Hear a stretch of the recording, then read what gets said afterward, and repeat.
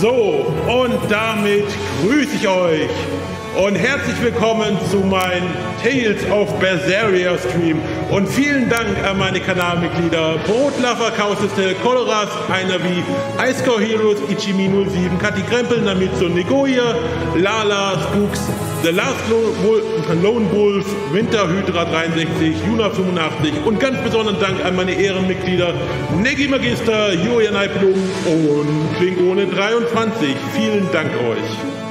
So, und wenn ihr euch gewundert habt, warum meine Stimme jetzt ein bisschen anders klang als normalerweise, jetzt muss ich das schon mal kriegen, dann liegt es daran, dass ich ein neues Sound-Mikro-Mod eingebaut habe. Und das war wahrscheinlich auch der Grund dafür, dass ich jetzt gerade ein bisschen technische Probleme hatte mit meinem Chat und so weiter. Ich hoffe, jetzt ist aber alles soweit in Ordnung, dass es jetzt losgehen kann.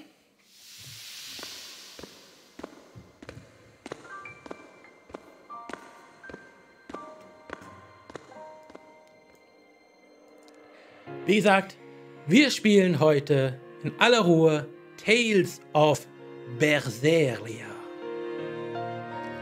Dafür spielen wir noch ein neues Spiel. So, hallo Zimbel, hallo Egeria. Wie geht's? Mir geht's jetzt wieder besser, nachdem auch die Soundprobleme mehr oder weniger behoben sind. Ich bin mir noch nicht ganz sicher, warum. In der Probe, bevor es losging, habe ich Testvideos gemacht, da ging es ohne Probleme. Jetzt natürlich, kurz bevor es losgehen sollte, gab es ein klein bisschen Stress, was unter anderem auch daran liegt, ich habe gerade die PlayStation Plus Spiele für Mai veröffentlicht auf TikTok und war dadurch sowieso ein bisschen verspätet, aber jetzt müsste es losgehen. Wir spielen auf normal, Eingabepuffer kurz, ich weiß nicht, was der Eingabepuffer macht, passt die Zeitspanne an, während der bei der Kombo-Befehle gespeichert werden können. Dann machen wir mal kurz, kann man ja immer noch umstellen. Konfiguration der Kampfsteuerung, Einstellung, Untertitel ein, ja. Menüverknüpfung, Artes, ich habe keine Ahnung. Reaktionsgeschwindigkeit der Kamera, ich glaube, ich lasse da alles mal so. Wireless Controller, Lautsprecher. Ja, okay. Bestätigen. Spiel starten. So, ich hoffe, der Ton ist jetzt für euch angenehm. Könnt ihr mir das kurz ins Feedback geben? Hört ihr mich? Hört ihr das Spiel?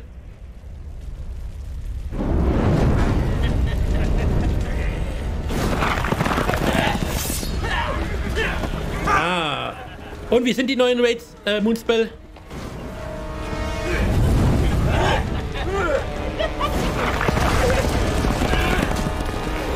Man hört mich und das Spiel hört man auch gut. Wunderbar. Und Egeria, vielen Dank für die Likes.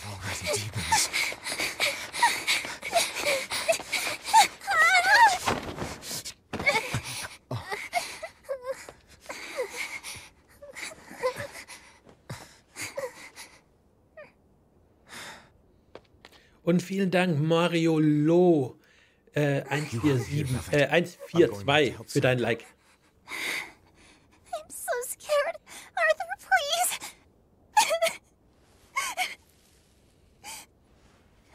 You'll be just fine with these. Celica enchanted them herself. They'll give you the courage you need to survive. They will? Sure they will. Now, have I ever lied to you? I'll come back for you once Celica is safe. It's scary, but don't give in to fear. Don't despair, no matter what. I won't. I promise. After all, I'm Laffy's older sister, and your student. JJ, du musst halt, wenn ich Prime-Abo hole, noch irgendwas bezahlen. Ja, du musst halt das Prime-Abo holen, bezahlen, JJ. Beziehungsweise deine Eltern oder wer auch immer. Das kostet ja, kommt ja von Amazon Prime. Aber wenn du mir das Abo geben willst, was in Abo, also das Twitch-Abo, was bei Prime dabei ist, geben willst, dann musst du nichts weiter zahlen. Aber es kannst du halt nur einen pro Monat geben.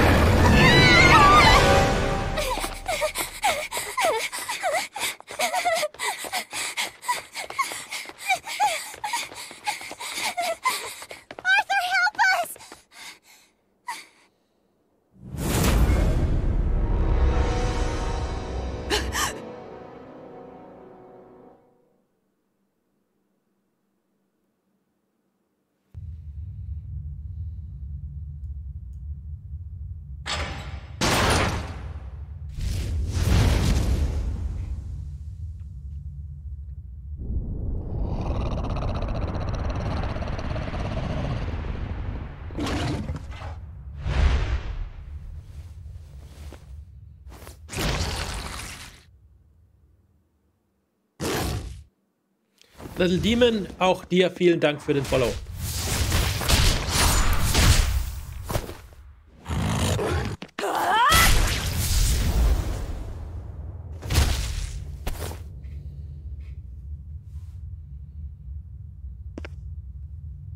On that day, the world began to change. Men and beasts possessed by evil spirits, hunting and killing anyone they could. But even in the depths. Und vielen Dank, Little Demon, für dein Follow auch auf Twitch. Vielen, vielen Dank. The taste of blood-soaked flesh. And revenge upon one man.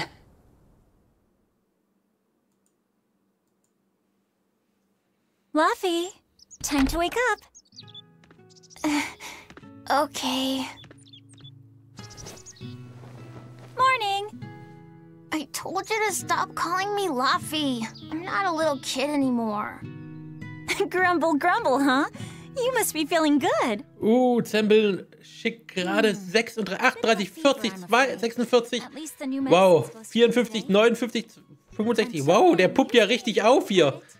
Haufenweise TikTok-Symbole. 100, 102, 108, 120, 123, 25, 130. Jetzt sind wir schon bei 150. Simbel, was machst du da? Ich sag schon mal jetzt vielen, vielen Dank, Simbel. Der hat einen 200er geknackt. Yeah, enough to last through winter. But there's something else I need to take care of. Und Lost Person, vielen Dank für dein Like. 270. On your own? 300 TikTok-Symbole. Plans must be solid and reactions flexible. 333. Geht weiter. Er macht immer mehr. Ich glaub's nicht. I'm sorry, Velvet. 370. Oh, hey, what's everyone apologizing? Er hört nicht mehr auf. We're a family, right? Right. I'll see you later. Ich weiß nicht, ob man das sieht, aber es ploppt die ganze Zeit da ganz doll auf. Be back by evening. Thank you. Poppt die ganze Zeit. Wow. Okay, da haben wir die Steuerung. Wow, gleich sind die 500 erreicht. Oh Mann, Simbel, was machst du da? Also, was haben wir? Wir haben Teilen. Ja, okay, das ist für die Fotos. Spiel anhalten, pausieren ist über die Options-Taste. Menü, bewegen. Kameradistanz ändern, Kamera drehen, bestätigen X, abbrechen, Plauderei beginnen. Okay, das ist ganz wichtig. Gebietskarte öffnen ist das hier. Okay. So, wir können uns das erste Mal bewegen. Wir können hier klettern. Wow, jetzt sind wir schon bei 650. Ich will gar nicht aufhören, aber ich mache gleich 680. Gleich hat er 700 erreicht. So, Kartoffeln haben wir erreicht. 770. So, ich werde, hey, Brotlover. Ganz kurze Sache, Ankündigung, warum ich ein bisschen später heute gestartet habe, weil ich habe ein neues Feature in TikTok eingebaut. Nämlich ein Mikrofon, mit dem ich zum Beispiel solche tollen Toneffekte machen kann. Test, Test. Jetzt habe ich eine andere Stimme.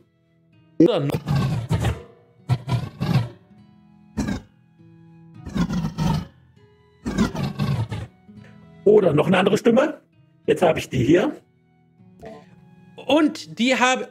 Ich habe 800 TikTok-Zeichen von Simbeln bekommen. Vielen, vielen lieben Dank. So, und mit der Stimme habe ich eine Zuschauerbelohnung gekoppelt. Nämlich für 150 Seelen momentan könnt ihr einen Text schreiben und den Text werde ich dann in einer zufälligen Stimme vorlesen. Dafür muss ich nur ganz kurz auch, damit ich das auch sehe, natürlich mal Belohnungsanfragen aufmachen. Und bin mal gespannt, ob das funktioniert. Ich habe verschiedene auch vorbereitet, die ich dann zum Beispiel immer gerne einspreche, wie zum Beispiel jetzt, wenn ich meine Kanalmitglieder ehre. Wo habe ich denn meine Kanalmitglieder hin? Jetzt habe ich die Kanalmitglieder weg. Doch, nee, da habe ich sie.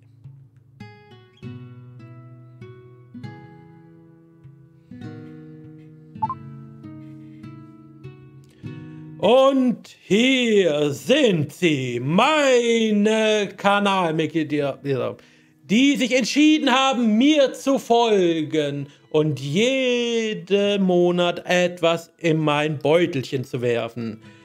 Da wäre Brotlover, Chaos der Stille, Koras, Highscore Heroes, Ichimi 07, Kati Krempel, Namitsu, Negoya. Da kriegt man den Namen schon wieder weg. Ich hoffe, es hat geklappt. Naja, also wir spielen einfach. Hast du schon mal Red Dead Redemption gespielt? Fragt Credits. Ja, ich habe sogar gestreamt und werde es auch irgendwann mal weiter streamen. Darf ich auch in den Beutel? Du darfst immer gerne in den Beutel, Yoko Tao. Aber in den Beutel, den ich gerade vorgelesen habe, kommen leider nur Abonnenten oder Kanalmitglieder auf YouTube rein. So, Minikarte. Eine Minikarte deiner aktuellen Umgebung wird im Bildschirm links oben angezeigt. Hier kannst du die Standorte deines nächsten Ziels vom Läden und mehr überprüfen. Gebietskarte, drücke Viereck, um die Gebietskarte zu öffnen. Drücke R1, um das aktuelle Ziel der Hauptgeschichte oben rechts zu zeigen.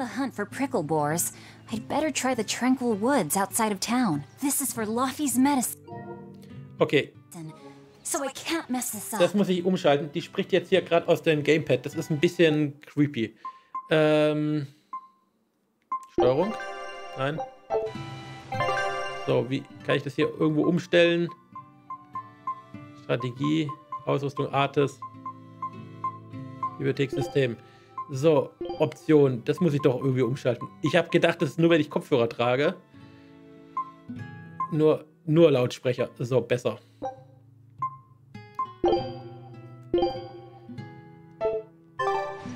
Okay. So, Karte. Das sind die das Velvets Haus und da hinten geht's weiter. Credits. Red Dead Redemption 2 ist ein wirklich tolles Spiel. So. Moonspell, ich bin wieder Mitglied, dauert es ein wenig, aber ich werde wieder brav werden. Mach das, Moonspell.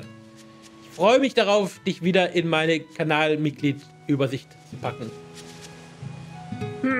Er hat mit sich selbst geredet. Jetzt, wo du es sagst, Arthur, hat die gleiche Angewohnheit, nicht wahr?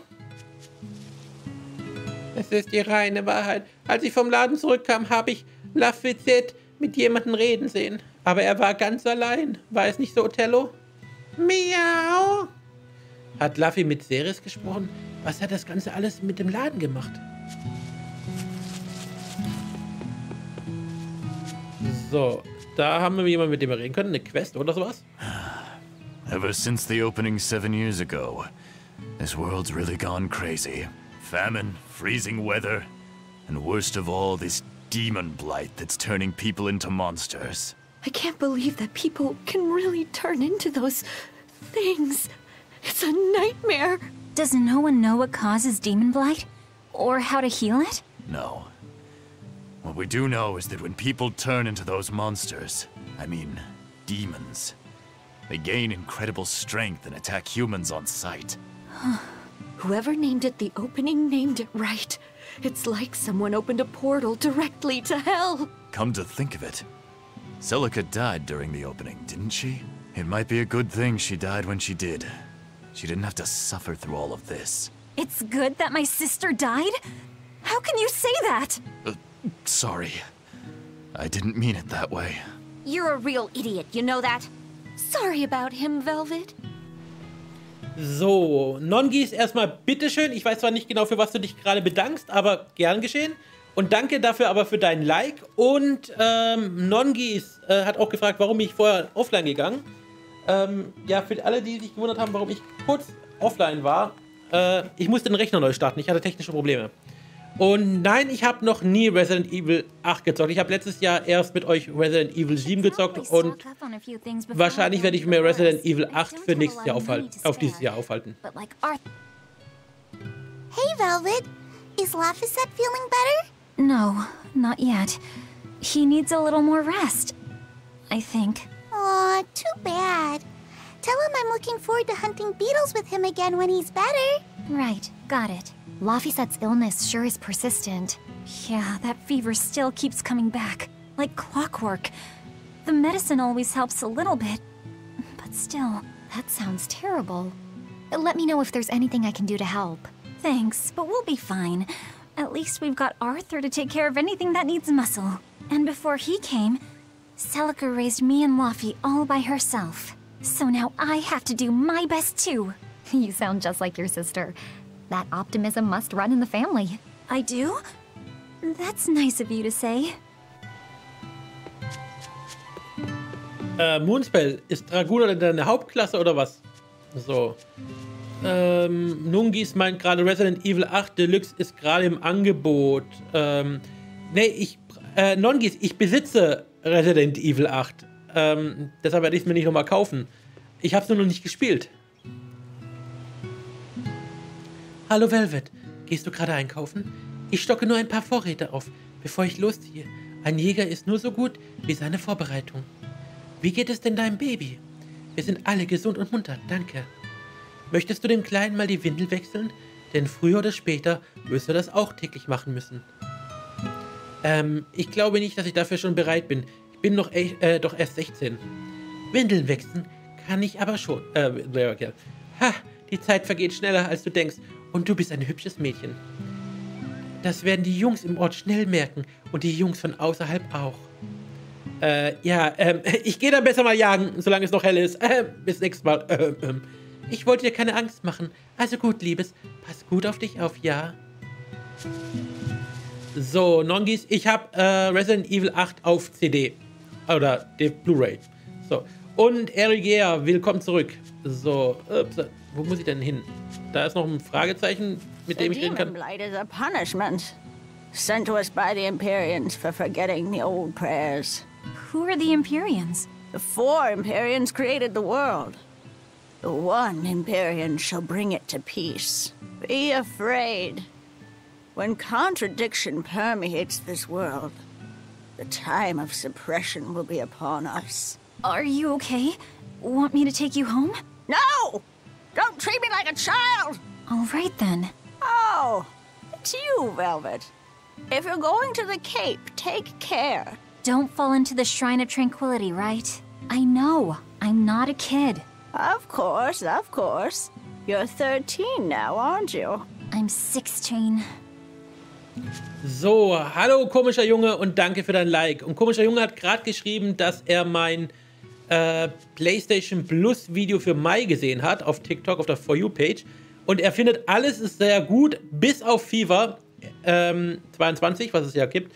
Und ehrlich gesagt muss ich dir dazugeben, ich habe sogar im ursprünglichen TikTok gesagt, ja, dass FIFA 22 nichts für mich ist und ja, ich nichts mit Sportspielen machen kann, aber das ist dann der Schere zum Opfer gefallen, wie ein paar andere Sachen auch, das merkt man vielleicht an einer Stelle,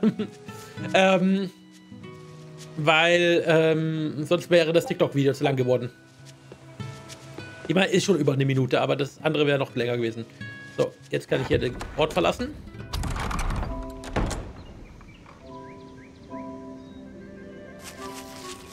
So, wir müssen da hinten zu dem Stern wahrscheinlich. This area looks promising. Und vielen Dank, Zimbeln, für deinen Follower auf Twitch. Vielen Dank. So. Da haben wir noch was. There! Pricklebore! Ja, unser erster Kampf. Kampftutorial. Das Ausführen von Combo-Angriffen hängt davon ab, wie viele Seelen die einzelnen Charakter gerade besitzen. Und auch ihr könnt auf Twitch Seelen besitzen. Benutzt eine beliebige Kombination aus Kreis, Dreieck und Quadrat, um eine Dreier-Treffer-Kombo auszuführen.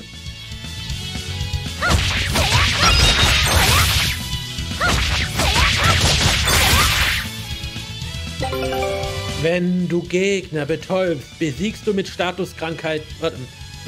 Wenn du Gegner betäubst, besiegst oder mit Statuskrankheiten belegst, kannst du Seelen erhalten, mit denen du mehr Kombos ausführen kannst.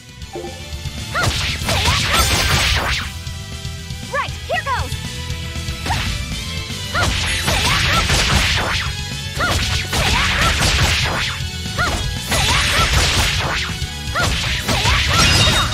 glaube, es ist egal, mit welchem Knopf ich kämpfe, oder? Alle Knöpfe machen das Gleiche. One button to win them all. So, und damit gibt es das Stachelschweinfleisch. Und noch mehr Stachelschwein. Wenn du auf dem Schlachtfeld mit einem Gegner in Kontakt trittst, beginnt ein Kampf. Gewinnen kannst du, indem du deinen Gegner angreifst und sämtliche ihrer KP auf 0 reduzierst. Wenn du das Gefühl hast, einen Kampf nicht gewinnen zu können, kannst du zur Linie am Rand des Schlachtfelds laufen, um die Fluchtanzeige zu erhöhen. Sobald die Anzeige sich füllt, wirst du aus der Begegnung fliehen. Schlachtfelder mit rotem Rand kannst du jedoch nicht entkommen. Yeah, that's how it's done. Moonspell, ja, das habe ich mir schon fast gedacht, dass das Kampfsystem später komplexer wird. Aber ich fand es doch interessant, dass egal was ich mache, er die gleichen Kombos macht. Ich hätte gedacht, vielleicht hat er dann wenigstens sowas wie großer Schlag, kleiner Schlag oder irgendwas anderes. Aber wahrscheinlich sind auf alle 3 Knöpfe die gleichen Artes drauf. Beziehungsweise wahrscheinlich hat sie noch gar keine Artes in der Form. Ah ne, jetzt hat sie Artes. Artes verbrauchen den Seelengrad SG. Fällt dein SG auf 0, kannst du zwar noch angreifen, aber wenn du verteidigst, wirst du zurückgeworfen. Löse eine Combo aus, um deine SG zu füllen. Bis deine SG auf 0 abfällt.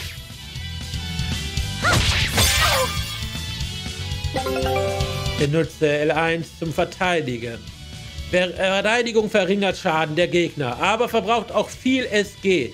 Setzt außerdem die Kameraposition zurück, wenn du nicht gerade an einer Wand stehst. Aha. Eriger, wahrscheinlich so bis 22 Uhr streame ich heute, wenn alles gut läuft.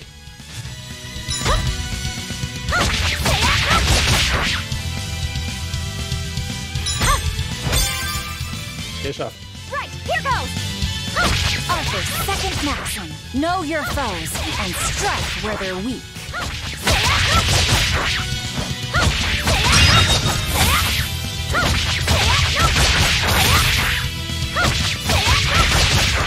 Aber ganz schön agil ist der auf Level 1 schon.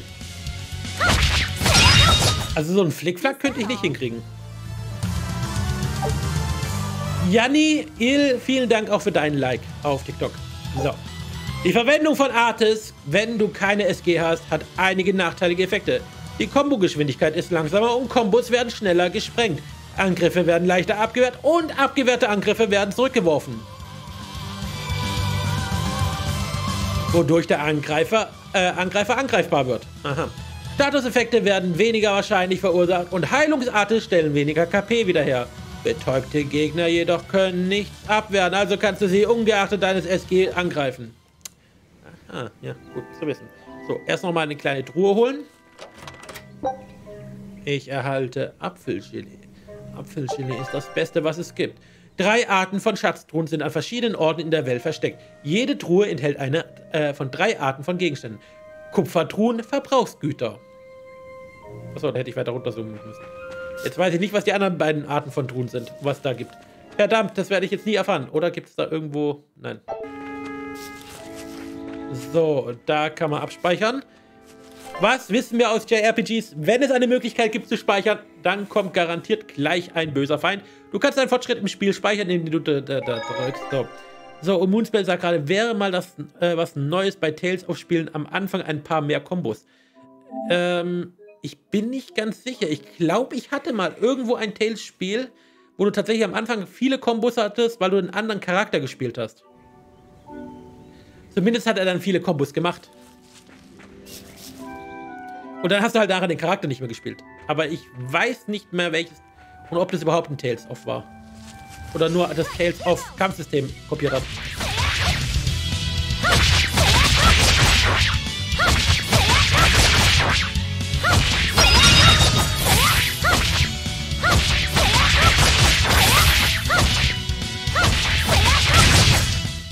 Not bad. Und weitere Stachelschwein. Enough to cover the medicine. I'd better bring these to the store. So. Egal, was es ist, wir holen uns da noch ein paar Sachen. Kann man das mitnehmen? Nein, kann man nicht. Hallo Pizza Junkie. Ach, ein toller Name auch. Dabei ist doch eigentlich fast jeder ein Pizza Junkie, oder? Da können wir runterspringen. Prüfen. This place isn't safe. That hole's gotten bigger. I've told them 1,000 times they ought to build a fence, but they keep saying it's forbidden land. Even Celica used to scare me with it. She was always, "This is a gateway to the underworld." Well, I'm too old to keep falling for that nonsense. Renix, was meinst du vom Fehler? Irgendwie ist da vielleicht eine Nachricht nicht gekommen, oder? Also so ganz ohne Kontext weiß ich nicht genau, was du mit vom Fehler meinst. Und Pizza Junkie, alles was Beine hat, geht. Oben sind die anderen beiden Nachrichten. Jetzt muss ich noch mal ganz kurz gucken, ob die wirklich da sind. Nee. Redex, da muss ich dich leider enttäuschen. Bei mir im Chat sind keine Nachrichten von dir. Sind da wahrscheinlich nicht gesendet worden. Das tut mir leid. Also bei mir sind nur die erste Nachricht, die ich von dir gekriegt habe, oder die erste Nachricht, die geschrieben worden ist in dem Chat, die bei mir angekommen ist, war vom Fehler. Da fehlt mir jetzt ein bisschen der Kontext.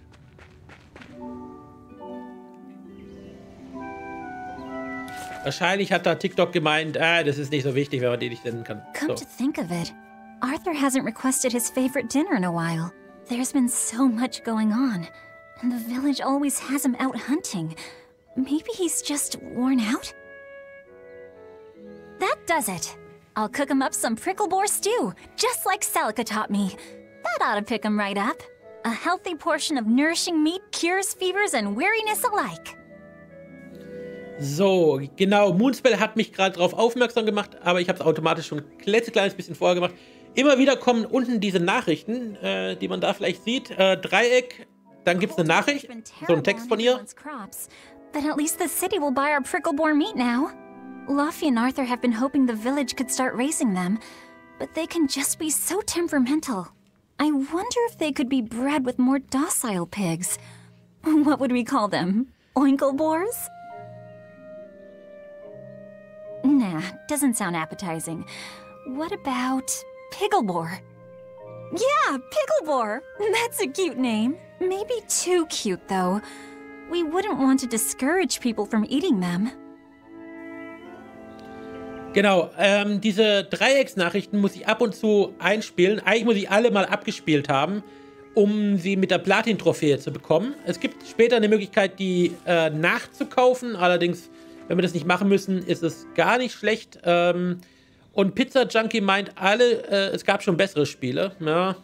Wie gesagt, auf FIFA könnte ich verzichten, wobei ich der Meinung bin, viele werden sich darüber freuen. Und es ist ja gut, wenn sie sich darüber freuen. Und es gibt im Prinzip 2 Trophäen, die ein bisschen verpassbar sind in dem Spiel. Die eine Trophäe ist eben diese Dreiecksdialoge, dass man mal welche übersieht und dann erst teuer nachkaufen muss. Und die andere Trophäe, da geht es darum, dass man alle mystischen Artists sieht. Und jeder Boss hat mindestens eine mystische Artist. Und ich weiß nicht genau, wie man die triggert. Das ist das Problem. Aber manche Bosse haben auch 2 mystische Artists. Und deshalb muss man da gucken, was da reinkommt. Da kann ich noch nicht nachgucken. Und mystische Artists sind halt ganz besondere Special Effects. Auf der anderen Seite, eigentlich will man die gar nicht sehen, weil die meistens ganz schön Aua machen. Das Spiel erinnert dich gerade an PS2. Es ist tatsächlich ein PS4-Spiel, aber also wenn es dich an die PS3 erinnert würde, da hätte ich gesagt, da hast du recht, aber PS2-Niveau ist es keinesfalls. Also dafür sieht es nachher zu gut aus.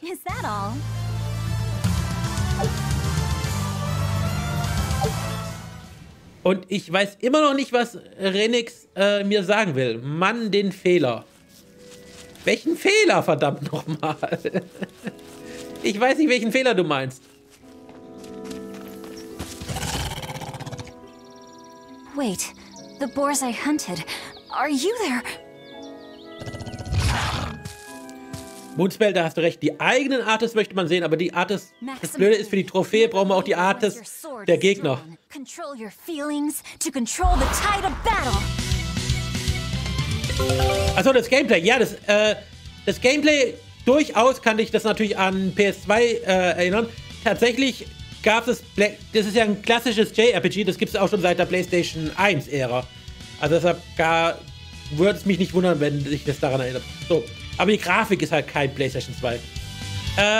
Dimmel, das Spiel heißt Tales of Berseria. So. Verbogene Artes setzen auf Schaden und Angriffsreichweite, aber sie verbrauchen auch mehr SG als Kriegsartes.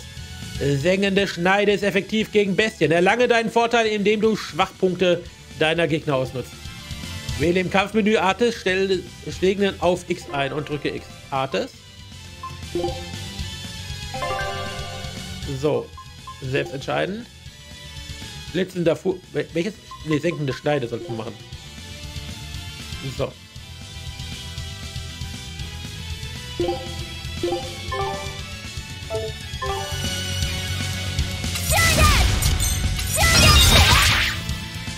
Right, here goes. This is for Luffy. No. No. So, ich muss mal wieder ein bisschen...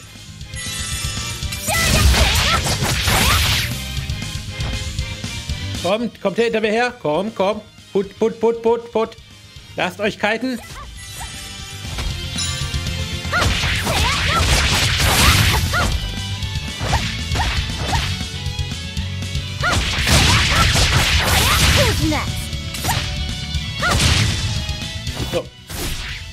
So, Renix, versuch's es hier nochmal. Also, ich kann keine PS Plus Abo mehr machen. Da steht immer, dieses Spiel ist nicht verfügbar, aber meins läuft gleich aus. Daher müsste ich es verlängern.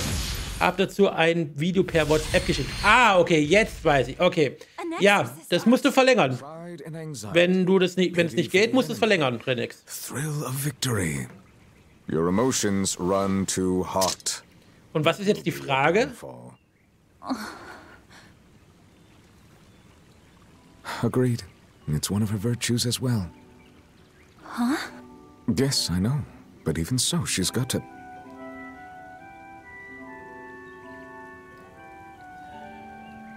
Arthur? Arthur's fourth maxim. Never let your guard down, even when victorious. Achso, das kann sein, dass dann vielleicht die Kreditkarte oder was du benutzt abgelaufen ist. René. Oder ich weiß nicht, was du da hinterlegen willst für Codes. Oder hast du irgendeinen Code, der von irgendeinem anderen, von einer Online-Stelle gekommen ist? Oder wie willst du es verlängern? I came out here to let you know. You'll have to pick up the medicine yourself. Right.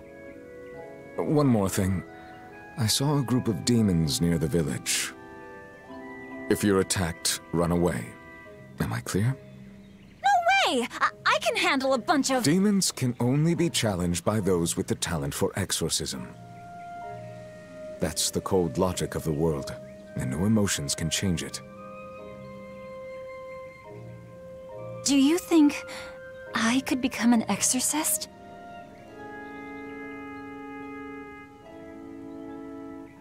Why is it you think that birds fly? Achso, René, das liegt daran, du kannst PlayStation Plus nicht mit PlayStation Guthaben direkt kaufen. Why? Soweit ich weiß. Sondern musst du ein Abo abschließen.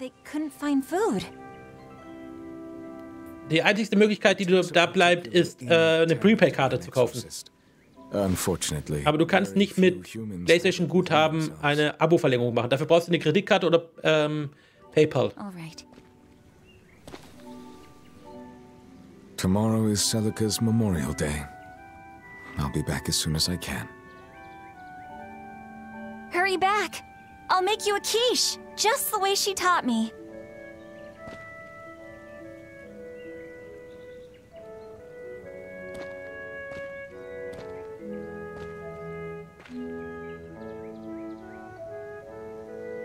René, ich weiß nicht, ob es letztes Jahr ging oder nicht, aber soweit ich das weiß, kannst du das mit Ingame-Sachen nicht einfach so verlängern.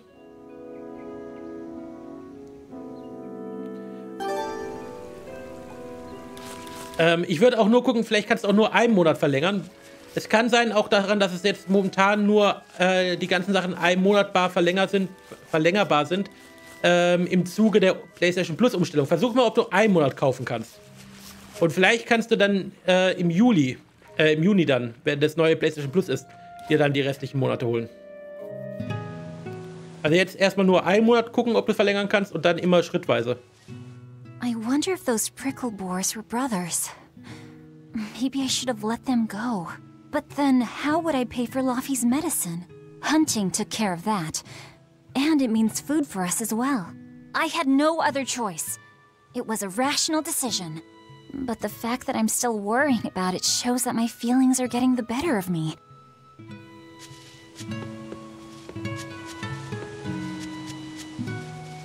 So. Mit Ellen haben wir schon geredet.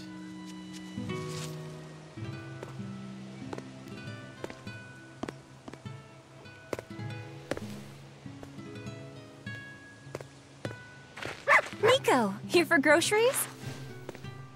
Yep. And you must have been out hunting. Yeah, it was a good haul. Look at you, Lady Breadwinner. If you were a boy, I think I'd be in love. Good thing I'm a girl. Oh, yeah? You ought to do something about your style, then. Yeah. I kind of broke my comb. So get a new one. Sure, I'd like to, but... Hey, mister! How about a sale on combs for the pretty girl? Huh? Oh, you two need something? I'm fine, Nico. I'm just here to pick up medicine for Laffy said. Oh, Velvet. I already told Arthur, but I'm afraid the medicine hasn't come in yet. What? Why not? Is it because of the demons?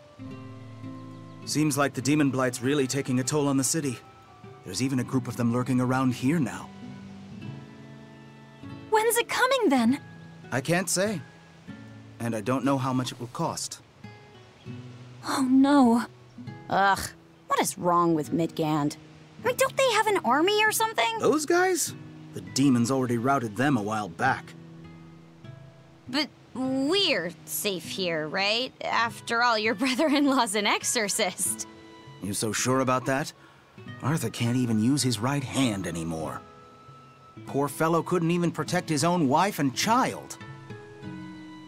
Let me know when the medicine gets in. Of course. For now, here, on the house.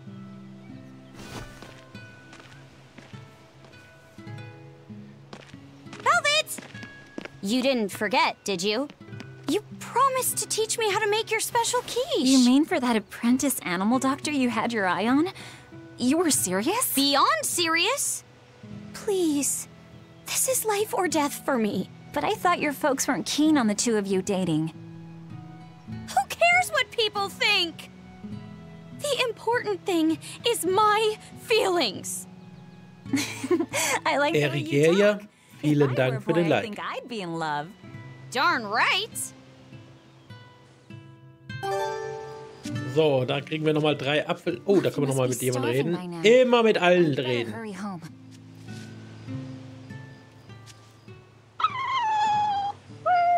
Orthy and Russ seem pretty down today. I know. They've been whimpering like this for an hour now. Well, they've always been a bit wimpy.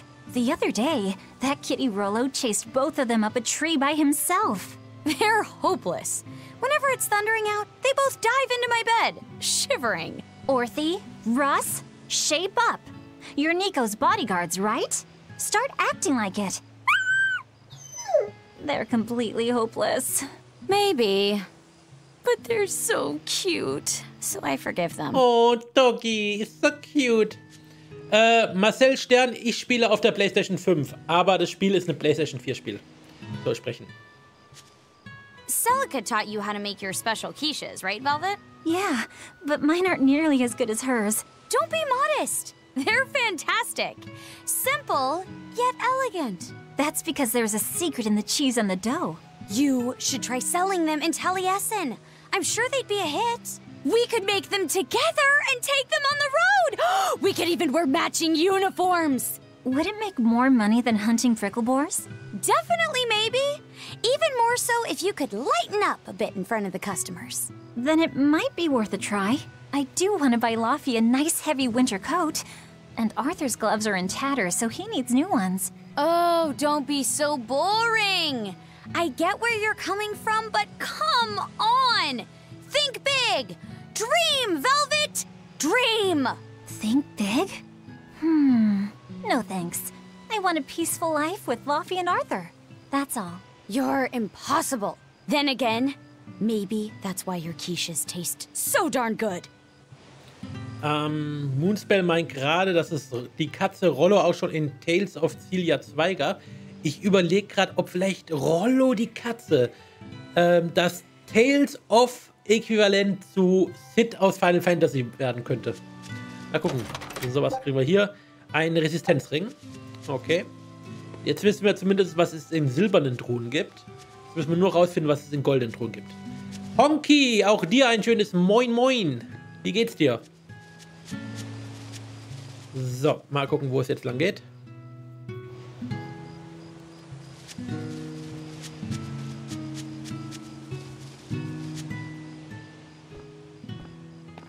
Ja, heute erstes Spiel. Gestern haben die Leute abgestimmt. Es gab zur Auswahl Tales of Berseria, was gewonnen hat, anscheinend, und Trials of Mana. Zwischen den zwei Spielen wurde entschieden. Und das sieht so aus, als hätte das ein Loch, aber da ist einfach nur grün. Das USK-Logo wird bei mir einfach ausgefiltert. And the baby you carried.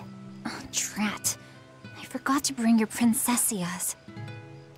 Und sowohl auf Instagram als auch auf TikTok wurde beides mal Tales of Berseria gewählt. Child would have too. I'm sorry. I'll pick some from the Cape tomorrow. So.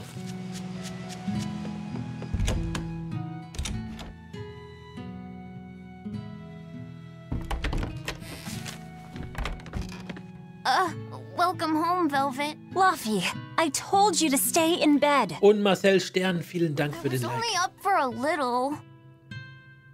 Look, your fever hasn't gone down a bit. Go lie down and I'll cook dinner. I'm sorry. What's this? A compass.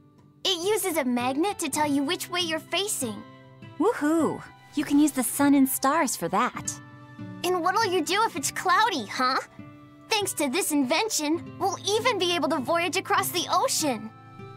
See? It's designed to stay level, so your heading will be true even when the ship is rolling with the waves. Pretty neat, right? If you say so, Laffy. Come on, it's a must-have for any adventure. Can't you see how useful it is? You can tell me more about it later. Did they hurt you? Not a scratch, and I brought back plenty. I can hear Arthur already. Gosh, Velvet, I think it's time you learned all my secret arts. He isn't coming home tonight, is he? How do you know that? Sarah stopped by and told me. Arthur's Moloch? Huh, you really can talk to Malakim, can't you? Yeah, Arthur says I've got exorcist potential. No kidding. I think you'll be an exorcist to rival even him. I can tell you've been learning all sorts of things from his book collection. I really want to become an exorcist. I want to go traveling with you and see all the wonders of the world. Ich bin auch gespannt, wie weit ich komme, ohne blöd im Kopf zu werden. Chop firewood, and if demons come for us, I'll defend. Zu meiner Schande muss ich sagen, ich habe bisher nur Tales of Vesperia wirklich durchgespielt. I wish I could do that.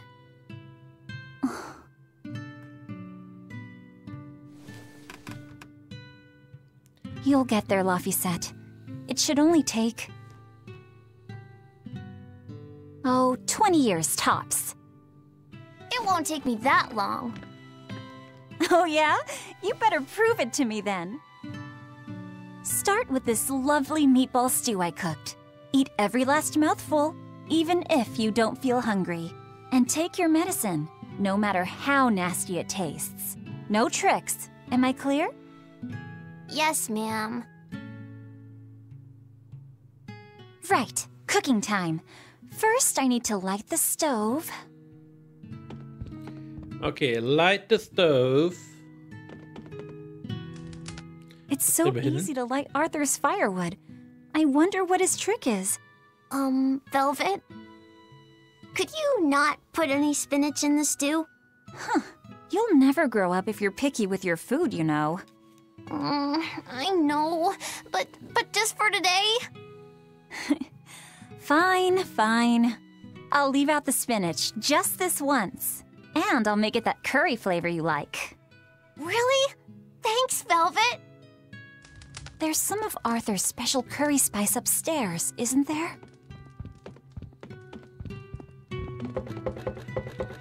So. Dann holen wir uns mal das Curry Spice hier. Ne, das waren Kartoffeln. Sollten hier nicht irgendwo Curry Spice sein? There you go. Not spicy hot, but oh so delicious. Oh yeah, I saw Nico today, and she had very important things to talk about. She's coming over in the next couple days, so be on your best behavior. I will. I'm glad you've got a good friend. Yeah, we've known each other since forever. Still, Nico falling in love? I can barely wrap my head around it. Laffy, you know, if there's a girl you like, you'll tell Big Sister all about it, right? Girl? You're a stubborn little brat, so you might need an older girl to keep you under control. Oh, and she's gotta be a good cook. A pro in the kitchen is a success at life. Knock it off, Velvet! You should be more worried about your own love life. Me? I've got enough on my mind. For one thing, I've got to cook for you and Arthur since Celica is gone. Besides, getting crushes on strange men? I just don't see what's so... Laffy, what's wrong? Honky meint gerade, er hätte selbst Tales of Systeria, Berseria und Ares gespielt. Also ich weiß jetzt nicht, hast du die 3 Spiele durchgespielt oder nur angespielt? Weil Tales of Ares habe ich auch angespielt, ich besitze es auch. Ich habe sonst auch noch Tales of Abyss angespielt, damals auf dem 3DS. Und Tales of Fantasia habe ich gespielt auf der PlayStation Portable. Aber eben nie durch. Are you all right? I'll bring you some water. I'm fine. Hallo, Costa Nostra. I just said something funny is all, and it made me choke a bit. As long as you're okay. Sorry, I went off on a tangent there. Who knows what the future holds? Yeah, but what more can I do? I've got a duty to look after my little brother, and I'm serious about it. I know, but I'm trying to look after you too. I want you to be happy. That's all. And it's not just me. Arthur worries about you too. Well, we're family, right? Yeah, that's what families do. Thanks, Laffy. For you, I'd kill every last prickle boar in the forest if it came down to it. What am I doing? I need to hurry and get dinner ready. Costa Nostra, erstmal herzlich willkommen. Und ich spiele Tales of Berseria. Da konnte man gestern abstimmen, also theoretisch kann man immer noch darüber abstimmen. Aber die Abstimmung ist halt durch. Genau, wir haben Tales of, also es gab Trials of Mana gegen Tales of Berseria und Tales of Berseria hat gewonnen. Oh Gott, ich bringe die beiden Spiele immer noch durch. The day before Scarlet Night, Sis went prickleboar hunting on her own. She's almost as good a fighter as Arthur, so I know those prickleboars don't stand a chance. But I worry that she's too athletic to land a husband. Maybe she should try to be more ladylike. Little scamp. He just knew I'd be reading this, didn't he? Okay, Costa Nostra. Irgendwie komme ich mit der Abkürzung, sieht voll LG aus, nicht ganz klar. Ist das was Positives? Ist das was Negatives? Ich kenne LG nur von der Fernsehgerätemarke da. Isn't this Arthur's book? Is Luffy really reading stuff this dense? Poor kid's gonna squint his eyes right out. So, dann müssen wir jetzt noch den Stew fertig machen. Da, kochen. Ah, langweilig. Ja, wenn du meinst. Handy hätte auch sein können, Honky, aber LG steht anscheinend für langweilig. Ich hätte es dann vielleicht LW genannt, aber man lernt nie aus. LG ist die Abkürzung für langweilig. Well, I did promise. Costa Nostra muss noch ein bisschen warten, dann wird es richtig episch und wird richtig dämonenhaft und so weiter. Und du fragst, wann ich das nächste Mal, wann ich Horizon 2 spiele. Das wird wahrscheinlich noch ein bisschen dauern, weil Horizon 2 hat mir, als ich es gespielt habe, nicht wirklich Spaß gemacht. Also, da muss erst noch ein bisschen reinkommen. American Us 2. Ich weiß nicht, was American Us 2 ist.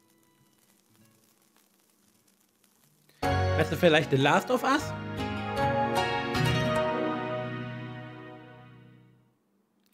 Und hello Lee, mein Guter, wie geht's dir? Dieses Mädchen mit Zombies und so. Okay, let's see. Today, I've got to dry some meat and use that cheese I've been saving to make a quiche for... Ja, du meinst The Last of Us. Luffy? Werde ich auch irgendwann spielen. Ist auf meiner Liste. Ich spiele ja immer mehrere Spiele parallel und das kommt da rein. You better not have gone to the village alone. I bet your fever hasn't even gone down. Aber für Last of Us brauchte ich keine Abstimmung machen, weil das will ich sowieso spielen. Also, ich will auch irgendwann Trials of Mana spielen, aber die Frage ist wann. Costa Nostra, ja, ich habe auch eine YouTube-Seite, die ist in meinem Linktree verlinkt und ich habe eine Twitch-Seite, auf der ich gerade streame. Beides ist verlinkt. Wobei, ich muss mal ganz kurz gucken, ich glaube auf Twitch. Ich glaube, ich habe den Linktree falsch eingestellt. Kann das sein?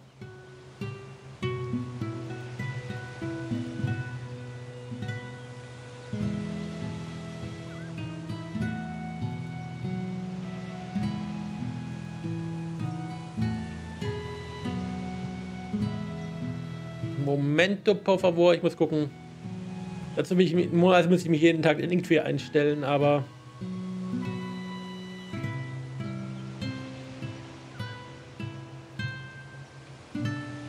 So, jetzt der Linktree ist richtig eingestellt. Okay. So, weiter geht's.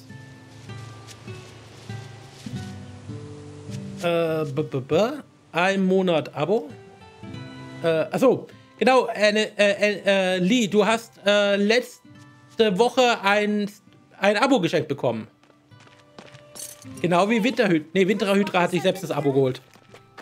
Aber du hast letzte Woche, jetzt muss ich mal ganz kurz nachgucken. Wait, that's one of Arthur's. Actually, it's a Von Splash Bruder hast du ein Abo geschenkt bekommen. Hallo Spitzkopf Larry, einen wunderschönen guten Abend. I gave him a fair trade. Luffy, did he really copy all that by hand? Oh, he must have done it to buy that compass. No, though he gave it some puppy eyes. Told him I'd throw it in for free. Costa Nostra, ich habe gerade mit Leuten auf Twitch geredet. Sorry. He's a good lad, but not the merchant type. So, what did he use the money for? I'm afraid my lips are sealed. You'll have to ask him.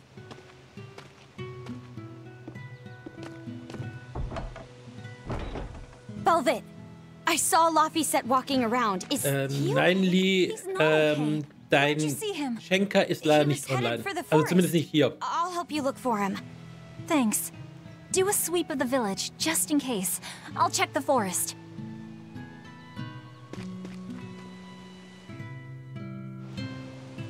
So, müssen wir nochmal mit allen reden. I was going to have them join the search, but they won't move at all. It's like they're scared of something. I know. He might have gone to the Cape to pick flowers. Have you seen Laphicet? Nope. Can't say that I have. All right. Let me know the second you see him. Got it. Is he in bad shape? Well, he refuses to stay in bed. He needs his rest, but he's always walking around or reading outside. I can't say I'm surprised. He's always been a curious lad. He likes reading difficult books. When I saw him the other day, he told me all about the latest navigation techniques and exotic farming methods, too. Only one kid in a million is as smart as he is. You're exaggerating. Well, maybe not. It's a shame. If he could go to school in the capital, I'm sure he'd make a name for himself as a scholar. The capital? Isn't that days and days by ship from Taliesin? No way. Not happening. Even if he gets better, I could never let him go that far away all by himself. He can handle it. He's actually a very responsible boy. I don't think you need to worry. I couldn't handle it. I would worry. And be lonely. So, dann geht's mal weiter. Und was haben wir hier hinten? Hey, Velvet, did you hear the news? Tonight is going to be another Scarlet Night. I remember the moon turned red 7 years ago. But what is it anyway? It's a red lunar eclipse. It happens every several years or so. Apparently, you can predict the next one by watching the movements of the stars. According to legend, a crimson moon is a gate that connects our world to the next. It's also said to be proof of humanity's sins. You sure know a lot about it. Laphicet taught me, just a few minutes ago. You saw Laphi? Where'd he go? Actually, I don't know. Sorry. Aww. Okay, aber der Punkt da unten sagt uns, dass wir dahin müssen. Also rennen wir dahin. Schön wäre es, wenn wir richtig rennen könnten. Aber leider können wir nur schleichen.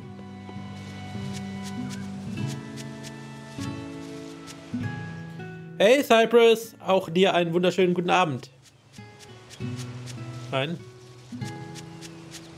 Okay, das ist jetzt gerade ein bisschen verwirrend.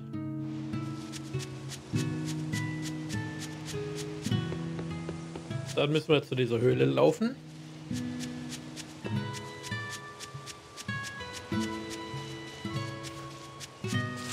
Ich habe mich gerade gefreut. Ich könnte ihr auf eine Taste drücken. Was macht sie? Sie schleicht. Naja.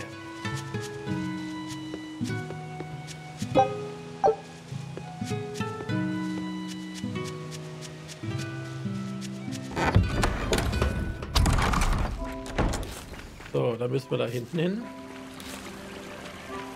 Da können wir noch was aufsammeln. Jetzt erstmal hier gleich wieder das kleine Schweinchen platt machen.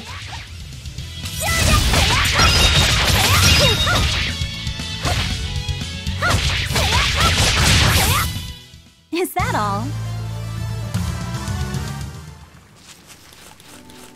So, da haben wir das hier.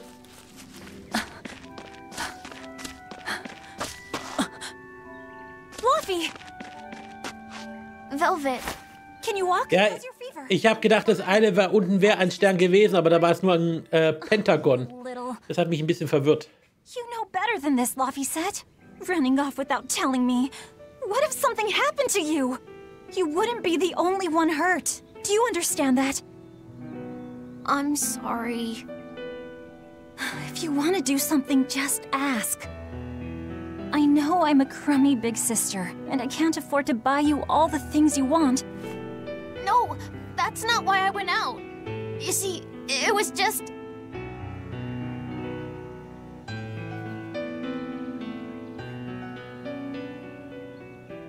I get it. You're right. I forgot the flowers for the graves. Yeah, so I was going out to the Cape, and I thought... You want to see the ocean too, don't you? Well, yeah, that too. Fine. Just for today, though. Are you sure? I am. But next time you run off like that, I'm strapping you to your bed. Yes, ma'am. Ach Gott, jetzt laufen wir wieder zurück, oder? It's off to the Cape then. Hooray! Ah, nee, doch. Jetzt dürfen wir... Ah, da kommen wir nicht lang. Ja, jetzt sehe ich da auch den Stern. Right, here goes!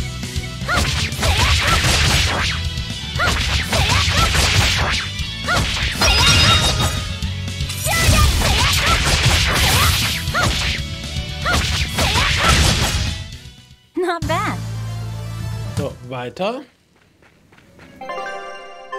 Right, here goes! No! Müssen wir warten, bis sie wieder nachgefüllt sind.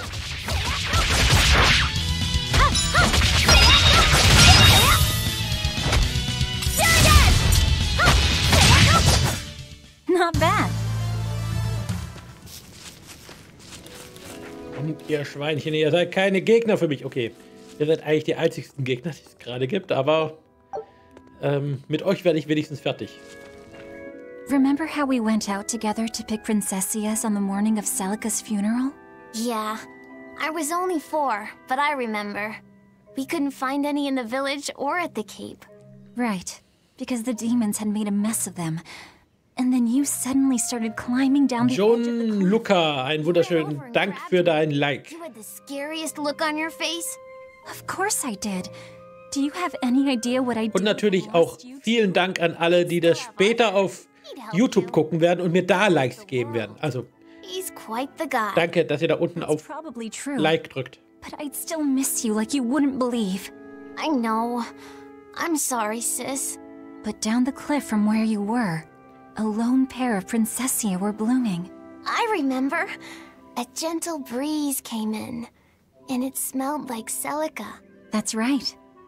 That's why I believe those flowers were a message from her. Do you know what princessia flowers signify? An irreplaceable treasure, and wishes for good health for many years to come. Right. And that sums up my feelings nicely, Laffy. Yeah. Me too, sis. Right, here goes!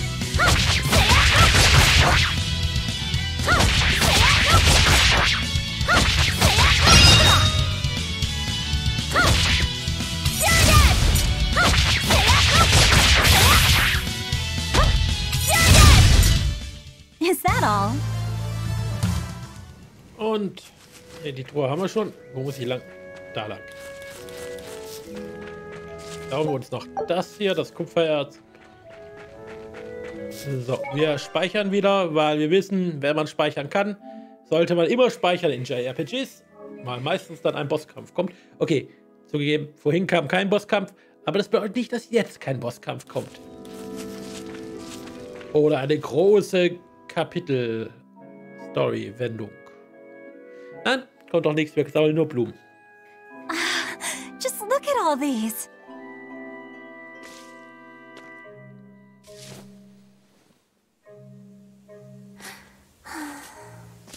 This place never changes, does it? It does too change.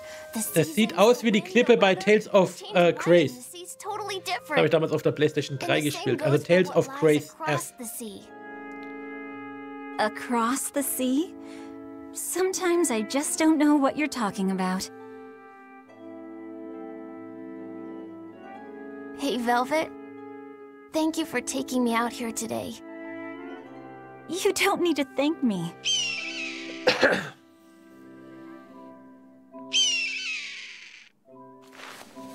Hey, Laffy. Do you know why it is that birds fly?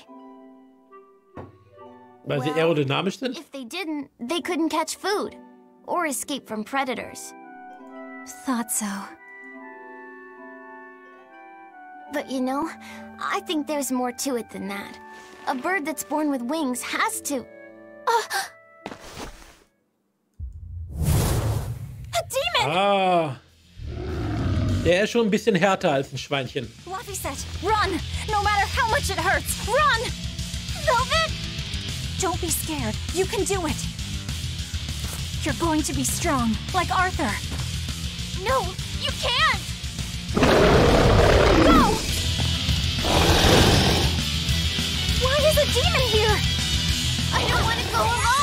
You have to. Don't let your Yay, ich mach keinen Schaden. Juhu. thing will kill you too. But please, go! 0 Schaden.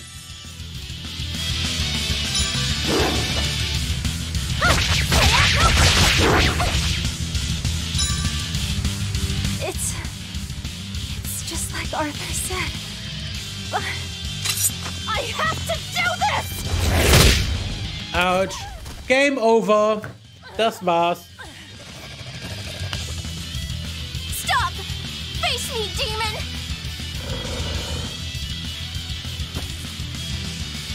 Wir hatten die längste Zeit einen kleinen Bruder.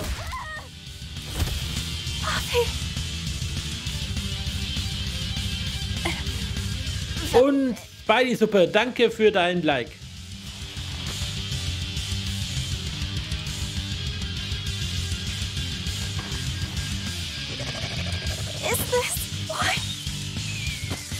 Jetzt ist der ideale Zeitpunkt, um sich die Haare zu kämmen. Eindeutig. Oder wollen wir ihm drohen, ihn mit dem Kampf zu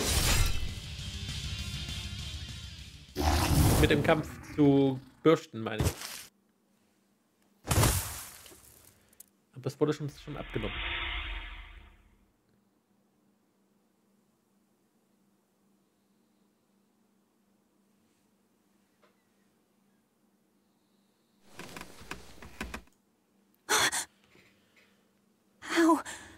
How did I get home?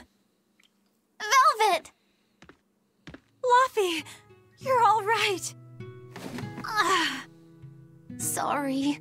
It's all my fault. No. If you weren't there, there's no telling what might have happened to me.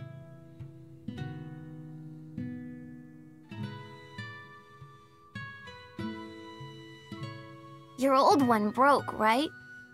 You've got beautiful hair. It would be a waste if you didn't take care of it.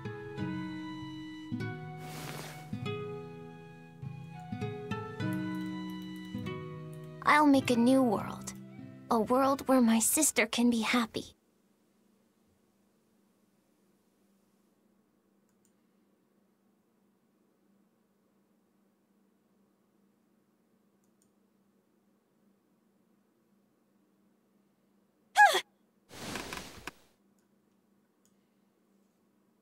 The Scarlet Knight? Und willkommen zurück, Lee.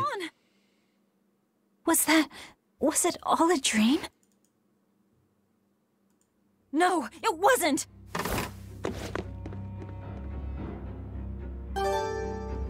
Oh oh.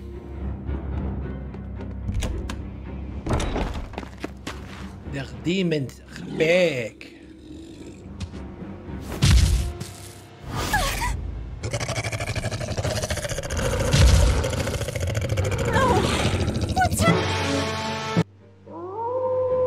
Ich bin euer Dämon und ich werde euch holen. Auf renn ich weg.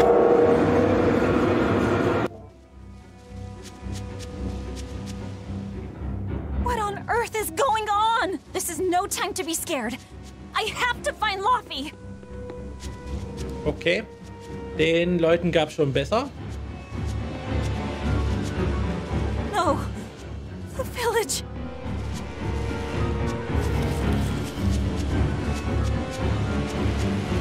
Ja, lasst mich einfach in Ruhe. Ich tue euch nichts, dann tut ihr mir auch nichts.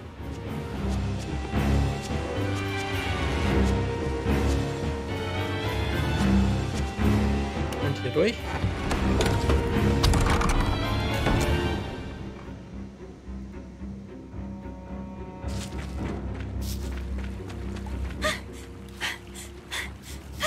Don't give up. Never give up. Hallo 32er, auch dir einen wunderschönen Abend und willkommen bei meinem kleinen Tales of Berseria Stream. Also ich hoffe, es wird so ausgesprochen. Und wir werden hier gerade von ein paar kleineren und größeren Dämonen verfolgt. Oder eigentlich ignorieren die uns. Was auch kein gutes Zeichen ist. Und danke 32er für dein TikTok-Zeichen, was du mir geschickt hast. So, wir speichern jetzt wieder ab. Jetzt müsste aber irgendein großer, epischer Kampf kommen, den wir verlieren werden.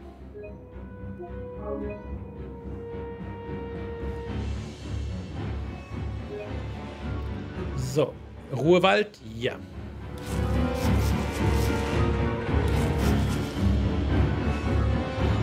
Luffy! Arthur!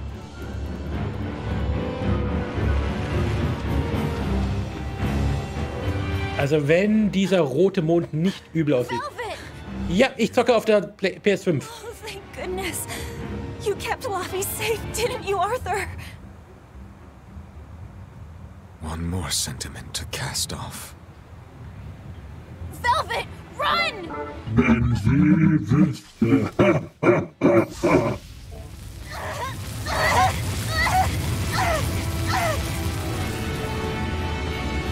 Here, once, was the seal to the underworld broken. And tonight, here shall be born the power to save the world. With Lapis' life as a sacrifice. What are you saying?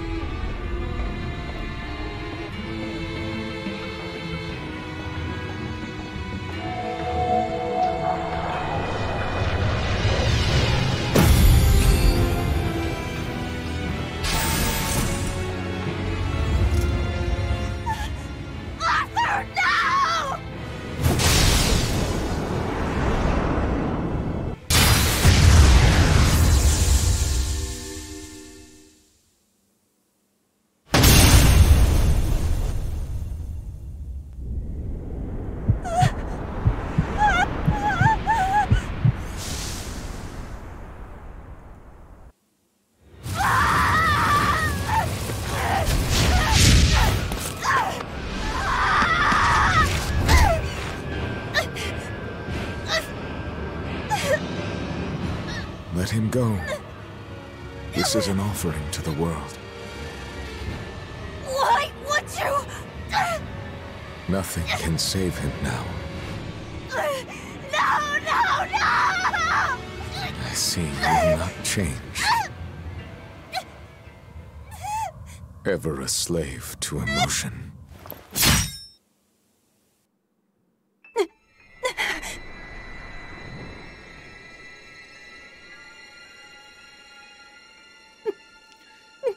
Wegen diesen schönen Animationsszenen wird mir garantiert mein Stream dann auf YouTube wieder gesperrt. Weil YouTube mag das gar nicht, wenn ich so tolle Animationsszenen habe. Oder zumindest wird es geclaimed.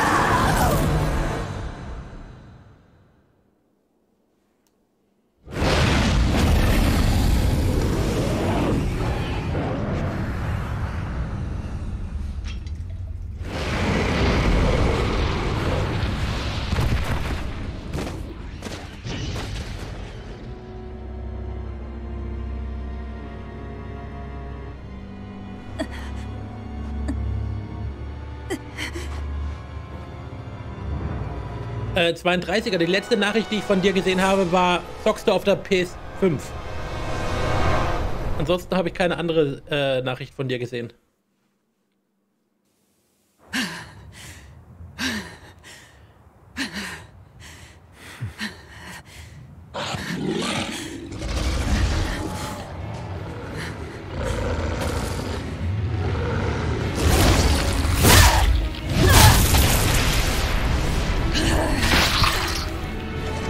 A demon that feeds on demons.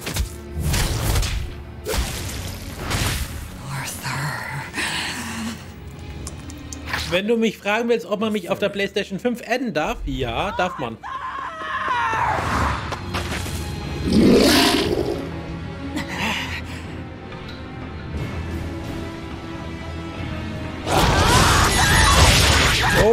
Jetzt machen wir Schaden im Gegensatz zu vorher.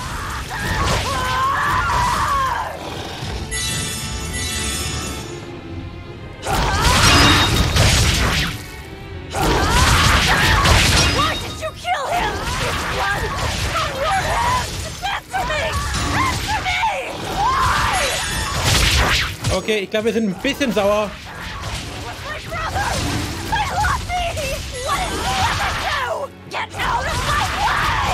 Wir erinnern uns, vorher konnten wir nicht mal einem mit ein bisschen Schaden machen.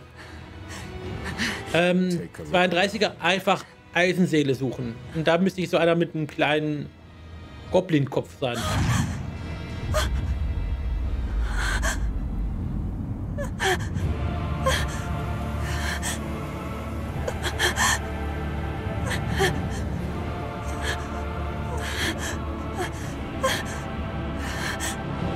Demon blight has spread through the village. But do not fear. With my power as an exorcist, I, Artorius Colbrand, will end. Und danke nochmal 32er für das zweite TikTok-Zeichen.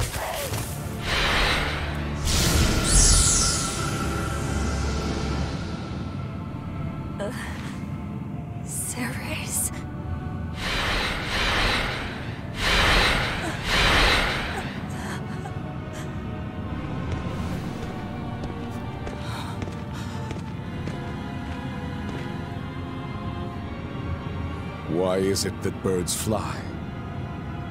Behold my answer. Velvet. Arthur. I ask no forgiveness.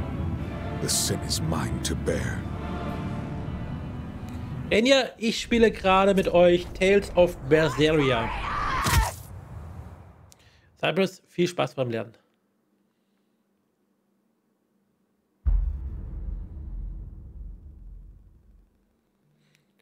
Und 32er, ich glaube, deine Anfrage kam gerade.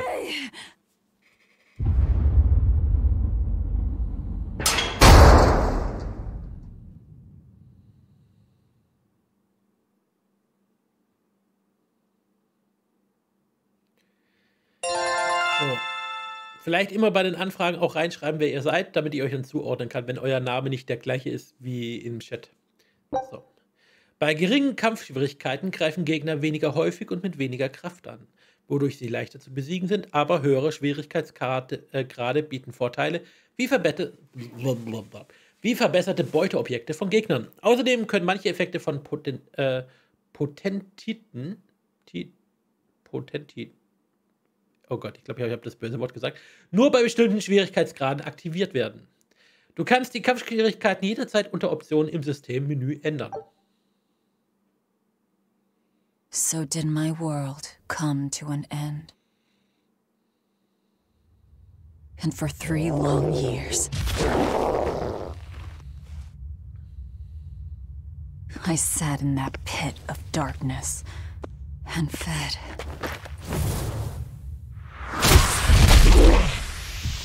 Devouring demons. So I could live. So I could live long enough to kill him. And be my brother's vengeance.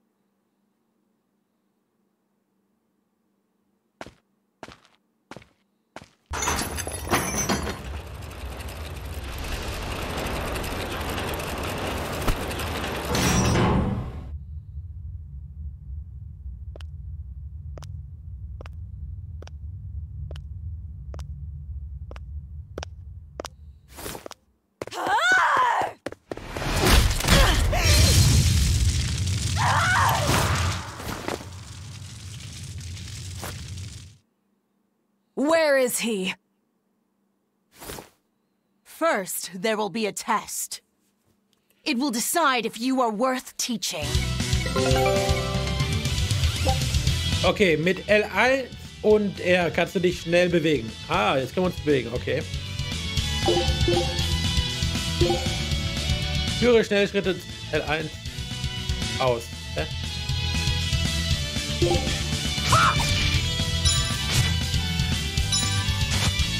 Burning Wing! Burning Wing! So, irgendwie kann ich mich nicht schnell bewegen. Burning Wing! Burning Wing!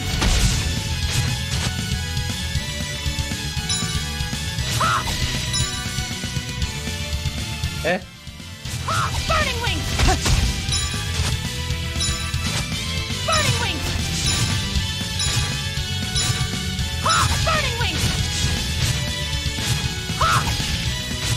Irgendwie mache ich was falsch. Burning Wing!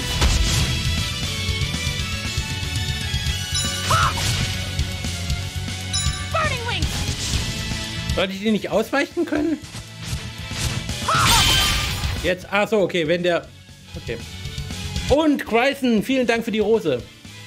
Wenn du linker Stick benutzt und dabei mit L1 abwehrst, führst du einen schnellen Schritt aus. Die Funktion schnelle Schritte verbraucht ein wenig SG, um die mit L eingezeigte Richtung zu sprinten oder gar während einer Combo auszuführen. Wenn du schnelle Schritte ausführst, bevor ein Gegner angreift, fügt der Angriff nur einen Schaden zu und du stellst etwas SG wieder her. Außerdem kann deine Seelen erscheinen. Sammel sie ein? Okay. Here I come. If you are not, I will kill you. Ready yourself. Nein, ich renne einfach weg. Burning Wing!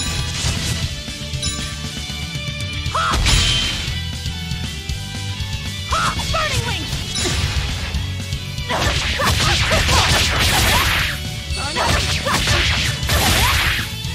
So, ich greife dich halt an.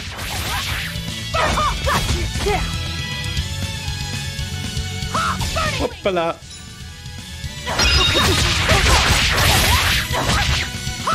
Here I go!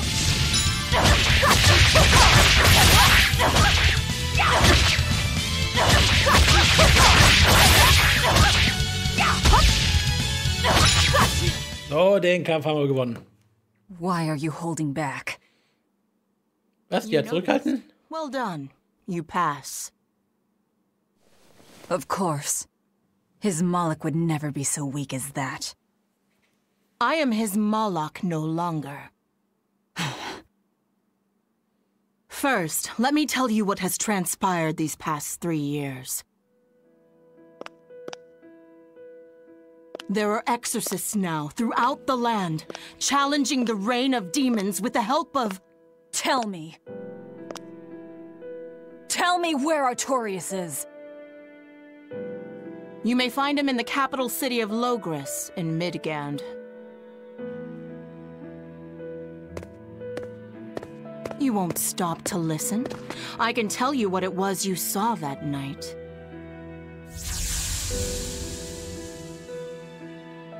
That night, the ritual he performed shifted the very course of the world. A host of Malachim descended, and with their strength, the emergent exorcists quelled the demon tide. Now, he serves as leader of the Exorcists' Abbey, an institution that enjoys the unconditional faith of the kingdom and public. A shield to guard the people and a sword against demons, Artorias Colbrand, the world's savior. With power stolen by sacrificing Laphicet. Indeed. But his power is not yet absolute. The man can still be killed. Why are you doing this? Make a successful escape from this place, and I'll explain. Escape? So that's your game. Fine. I don't care what the world thinks of me. What matters is my vengeance against Artorias. That's all. Vengeance!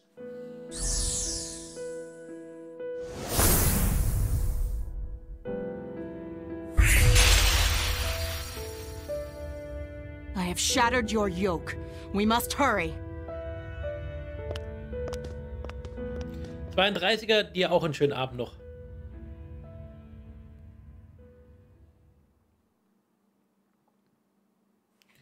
Jo. Kriegen wir Erfahrungspunkte. Glazit des Wunderkinds. Okay.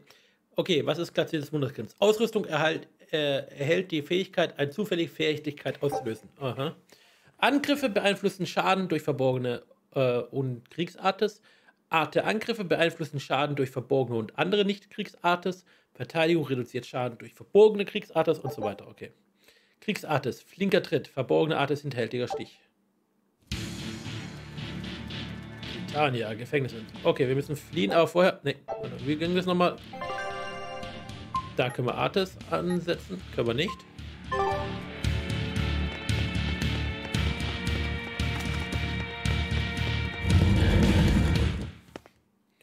Achso, jetzt müssen wir zurück. Entschuldigung. Okay, hier geht's raus. You will need equipment. There are weapons in the room ahead.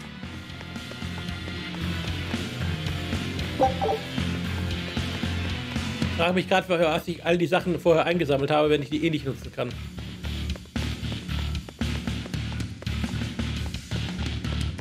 So. Wo sind die nächsten Sachen? Da vorne.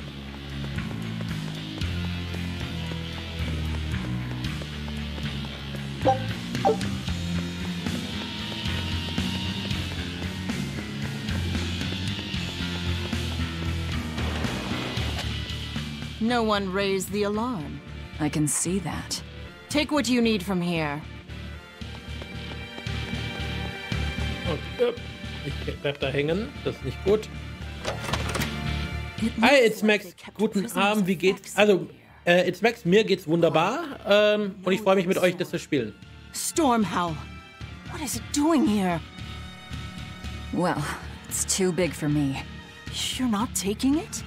It's a celebrated masterpiece. And if I can't use it, it's worthless.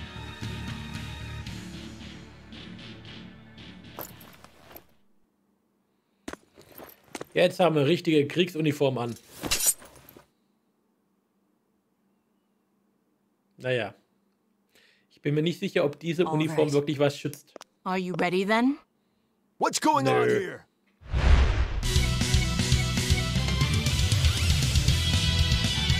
Be careful. He's no ordinary soldier. He's an exorcist orderly.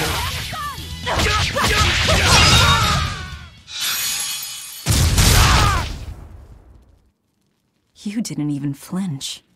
I already told you. I am his Moloch no longer.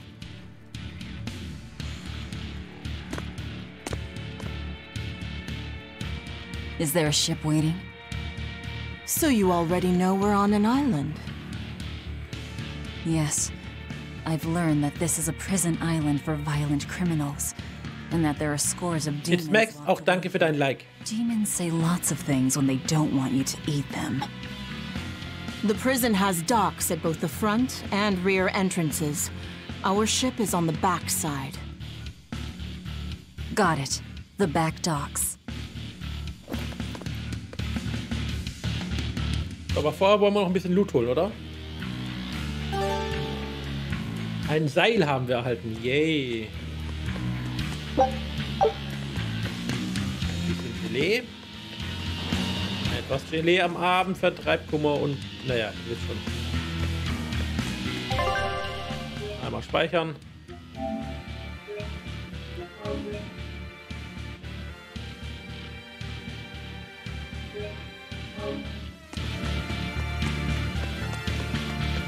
What is this thing? That's a special mass of mana. Think of them as the souls belonging to a family of Malachim. They appeared all over after the Advent 3 years ago. Another after effect of the Advent. If you collect enough of them, you might be able to solicit the cooperation of a Moloch family. And I'm supposed to take your word for it? I'm not forcing you to do anything. Whether you collect them or not is up to you. I might as well pick them up. I'll use every tool at my disposal. Indeed. You'll have to if you want your revenge. Yay, eine Seele. Gucken wir mal, wo wir da hinkommen. Noch eine Seele.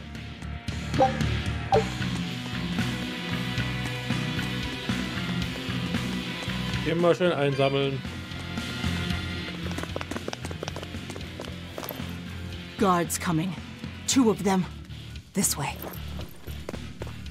Did you hear? The path around the island is off limits now. They say the ground's weak and could collapse.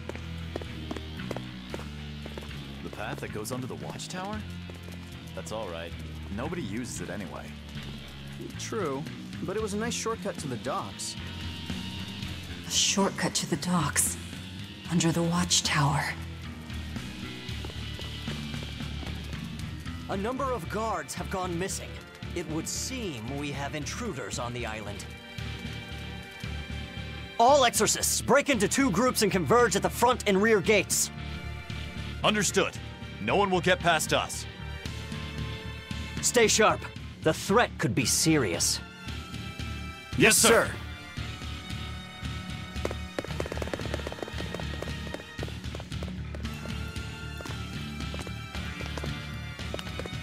This isn't going to be easy. Then we'll need reinforcements of our own. Where are the cells? They should be on this floor. You plan on involving the other prisoners? I'll use any tool I have at my disposal.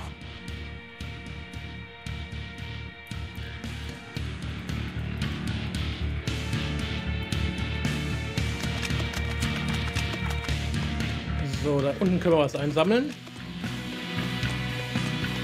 Schauen wir mal in die Zellen rein. Die eine Zelle scheint abgeschlossen zu sein, oder? Da kommen wir noch nicht. So.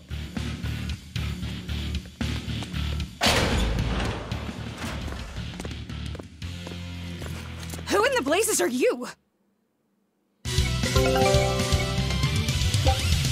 R1 zeigt die Informationen über das aktuelle Ziel an, halte R2 gedrückt und benutze links, um Ziele zu wechseln. Okay. Gefängniswächter. Du kannst R1 gedrückt halten, um den Kampf anzuhalten. Okay. Erstmal auf den da. Der hat weniger Lebenspunkte, deshalb über den schneller getötet.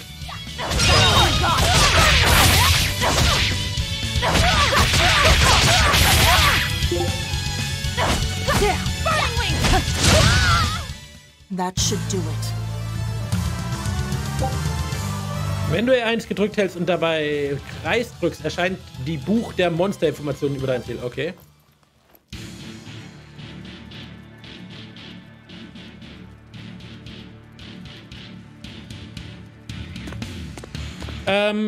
Ich merke, ich habe es jetzt gerade erst gelesen. Um was geht's? Es ist ein JRPG, Tales of Berseria, und wir wollen Rache für den Mord an unseren kleinen Bruder. Und zwischendrin haben wir eine dämonische Klaue bekommen, mit denen wir andere Dämonen fressen können. Wie zum Beispiel die guten Viecher da.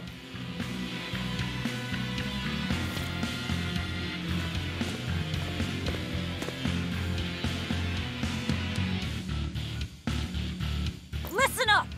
I'm opening every door to every cell. We're getting off this island. What the hell? You serious? Oh, we are so serious.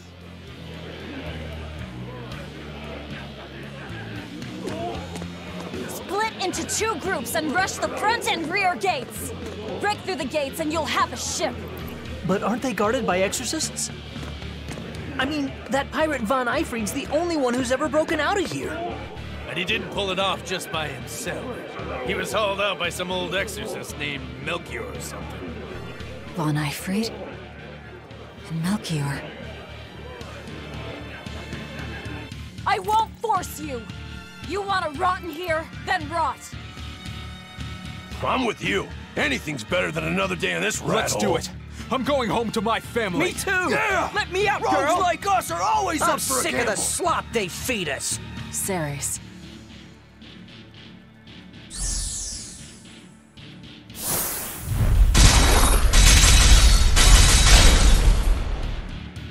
Let's go! We'll murder those That ought to draw the attention of the guards. In the meantime, we'll search for that watchtower. From there, we can follow the outer path down to the docks. So you're leaving them all to their fates? I told you, we'll use any tool I need. Oh, sie ist richtig badass. Oh, aber da können wir noch mit jemandem reden da hinten.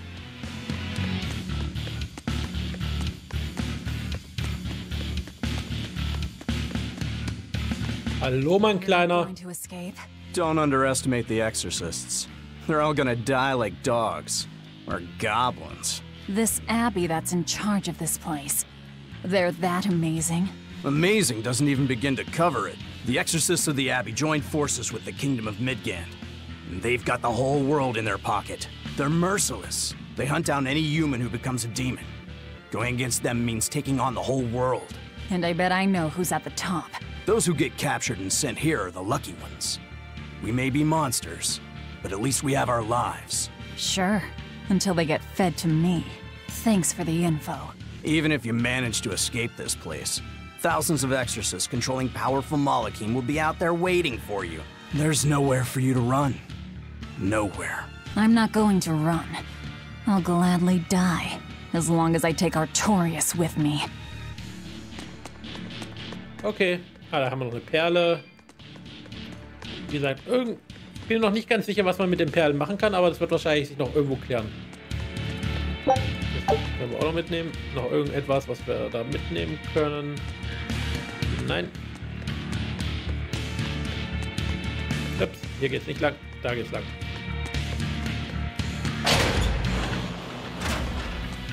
Dear me, not a word of apology?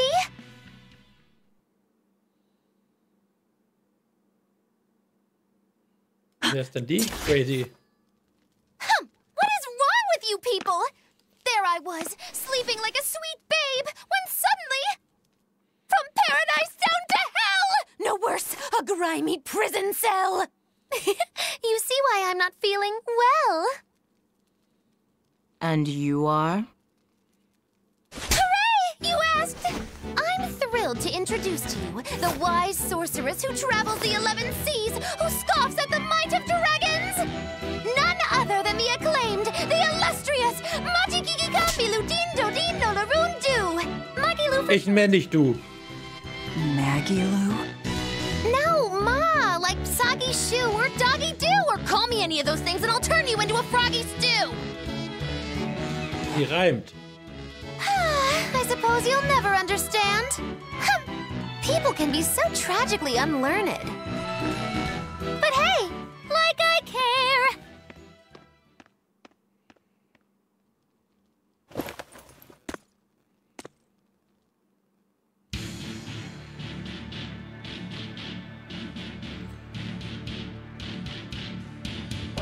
Und es wird wieder Zeit, dass ich meinen Kanalmitgliedern Danke sage, die auch diesen Monat wieder ein bisschen was in meine Tasche geworfen haben, so dass ich euch immer wieder mal neue Spiele bringen kann oder neue technische Setups zeigen kann, wie zum Beispiel diese wunderbaren Erzählerstimme, die ich jetzt habe.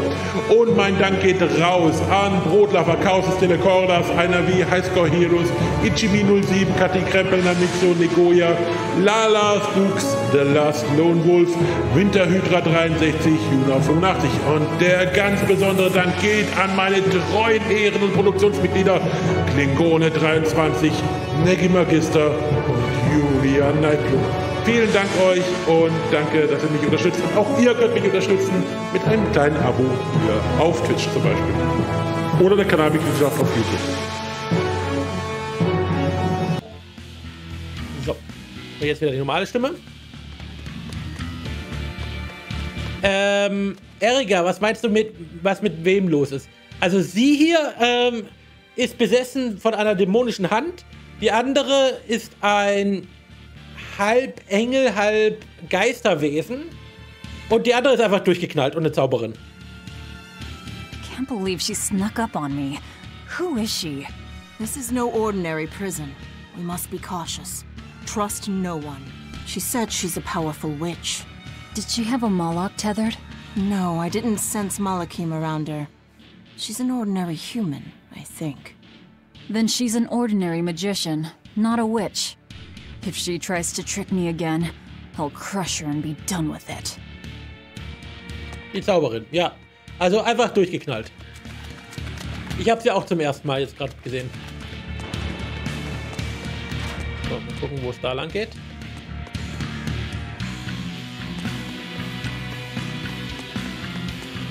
Okay, da können wir speichern. Dann nutzen wir mal die Gelegenheit zu speichern.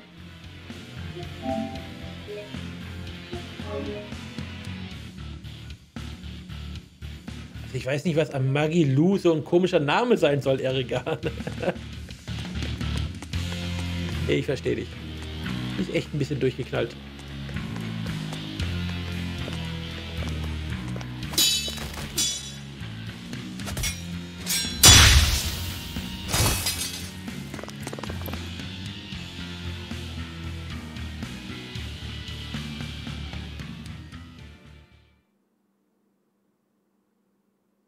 Und das hier? This one. He's a demon. Get ready. Rotäugiger Schwertkämpfer. You're not human. True enough.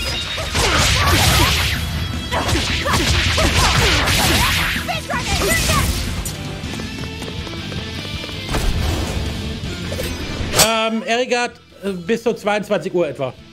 He's strong. Werde ich Chips streamen. on the blades already. Brittle, these exorcist knives. I've got to reclaim Stormhowl. Stormhowl? That sword we found? You found it? Please tell me. It's in a storage room. Down below. Down below? You have my thanks. Okay. He's an odd demon. If things settle down, we'll miss our window. Hurry. Das war mal ein Kampf. Durch den Erhalt bestimmter Objekte erwirbt man Angriffsfertigkeiten für den Abwehrbefehl. Mit Ventil der Scharfschützen, Schussladung, behalte eine Abwehr für eine Sekunde bei, um die Chance zu verdoppeln.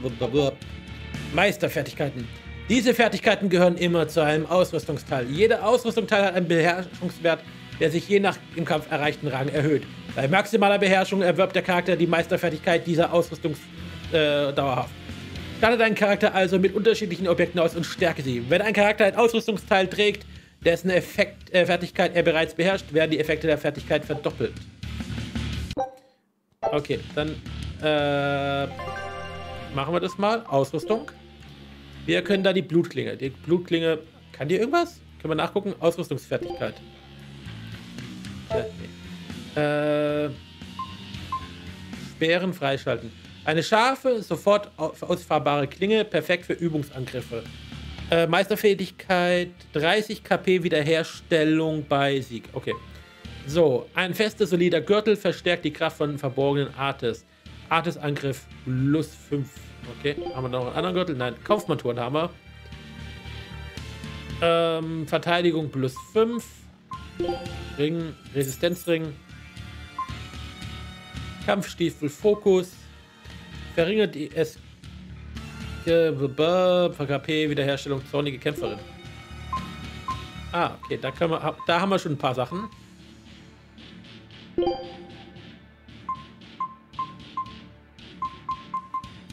Zornige Kämpferin. Ich weiß noch nicht genau. Magische Duellantin, Charakterlevel 5, Voraussetzung 5. Kriegsart des genutzt. Achso, das sind Titel. Okay, jetzt verstehe ich. Titelfertigkeiten. Okay, da kann man später dann verschiedene Klamotten. Okay, das ist auch gut. Okay. Dann Artes. Phase 1, Phase 2. Okay, da muss ich mich mal ein bisschen genauer reinmachen. Senkende Schneide. Und Aufflug. Okay, da kann man dann richtige Kombos basteln.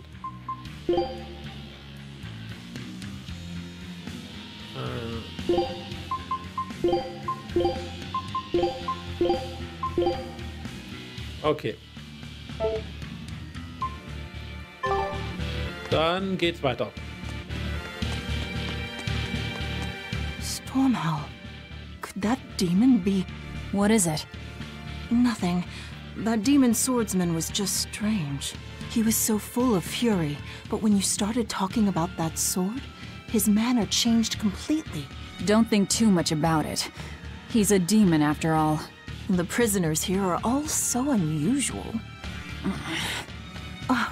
Except for you. Forget it. Like I care what a Moloch thinks of me. So.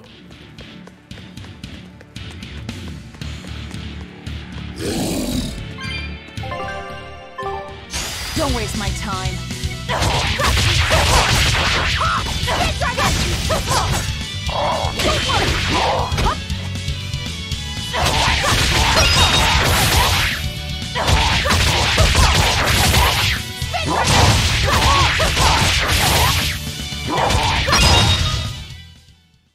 We're finished here. Let's hurry on. Die Anzahl an Angriffen und schnellen Schritten, die in einer Combo eingesetzt werden können, entsprechen der Anzahl an Seelen, die man besitzt. In einer Combo ausgeführte Angriffe lassen den Gegner weniger Raum zum Angriff dieses Charakters. Außerdem erhalten Artes einen Bonus auf Basis der Anzahl, wie oft die unterschiedlichen Art-Typen innerhalb einer Combo ausgeführt wurden. Zum Beispiel kostet eine verborgene Art, das nach 2 Kriegsartes ausgeführt wurde, 20% weniger SG. Auf diese Weise können die hohen SG-Kosten für verborgene Artes verringert werden. Aha, okay. They've got the gate to the docks locked down. We can't break through. Dann gehen wir hier lang. The tower should be just ahead.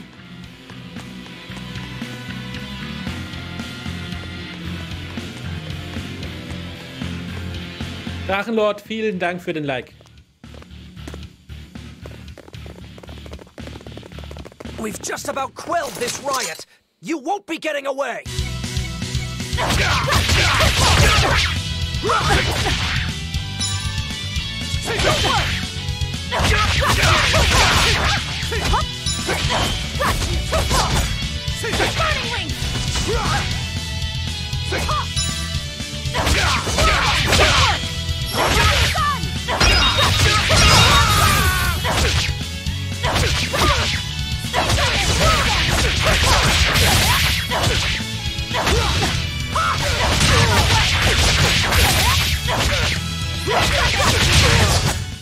That should do it. The prisoners are doomed. Time is short. We need to get down to the path. So, dann können wir noch was einsacken und jetzt geht's nach oben. Immer nach oben.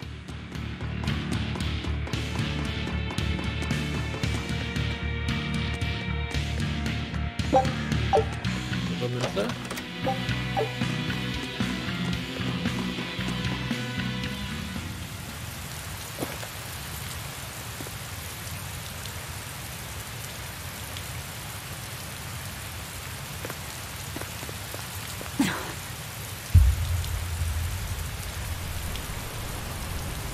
Und wenn du ganz oben bist, weißt du, es geht nur noch bergab. The path has collapsed. That rope won't do any good here.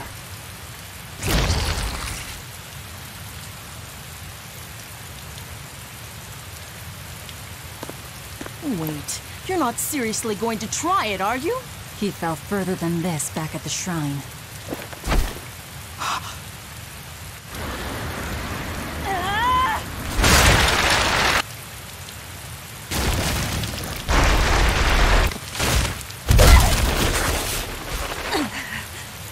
Okay, wir sind unten.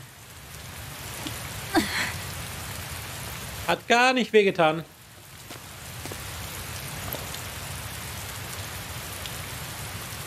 I see you are truly committed to this.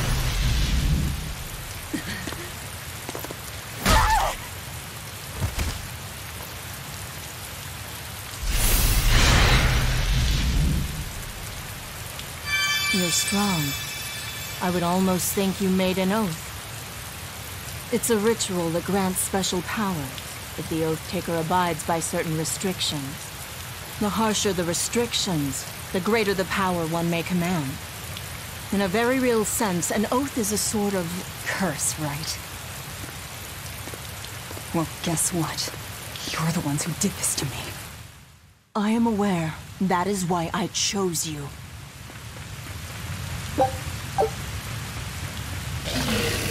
So, ganz kurz noch speichern, bevor wir uns an die Monster da wagen.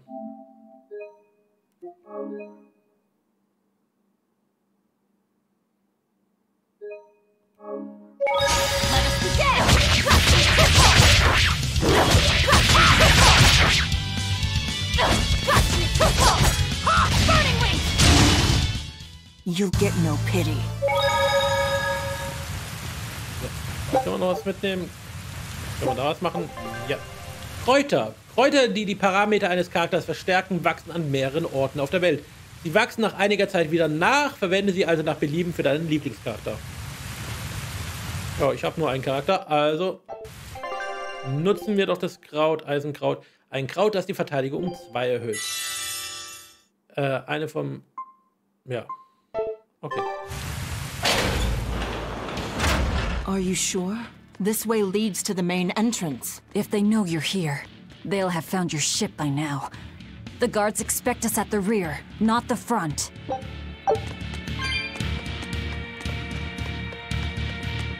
Ja, hoffentlich ist sie sicher.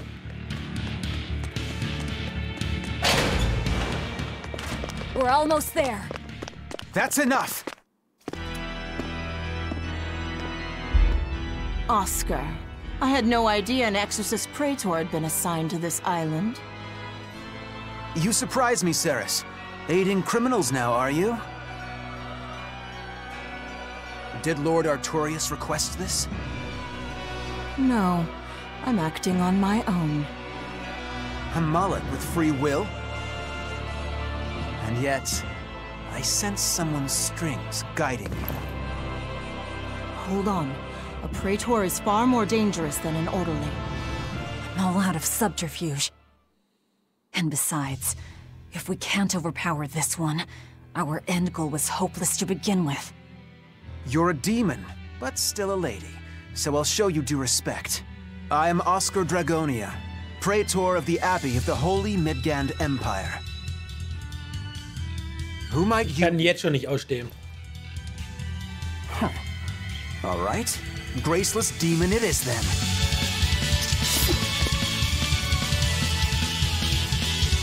Lord Artorius himself taught me the ways of purification. How will you fare against them?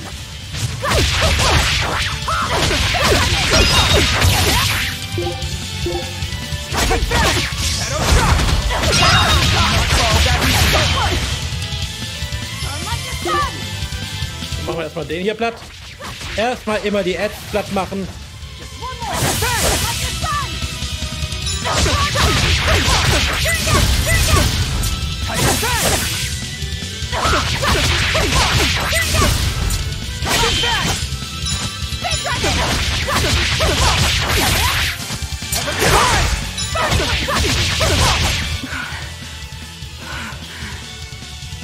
Ey, wo hat er die Ads wieder her?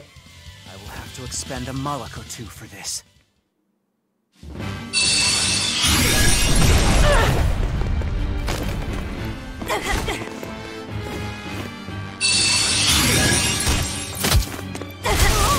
are you doing? Your feelings to control the tide of battle. More of your vaunted reason.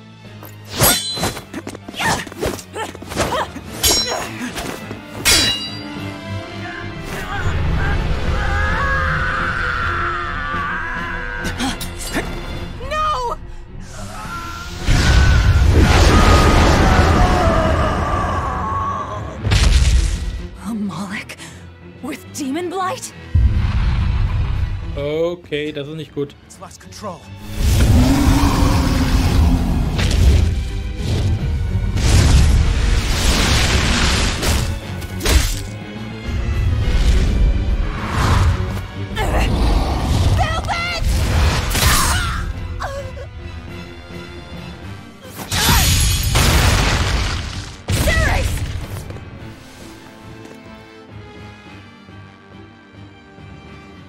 My wounds are fatal. Please, consume me. I'm not about to. My form is bound by an oath whose price is my life. The time has come to pay. Feeding on my form will grant you strength, the strength to press forward. I ask only that you devour me. Why? A flame burns in my heart, too. A flame I cannot quench no matter how hard I try. Just like you, Velvet. This was Laffy's. That is why I cannot abide it. This frozen world, this frozen people, aren't just that stubborn of a woman. Hurry, before my life fades. Do it now.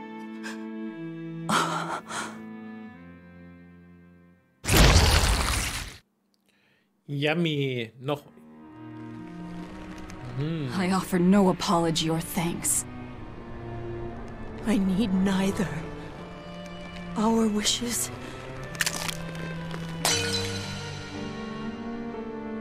are one and the same. I treasured those days when you and I and Arthur were together.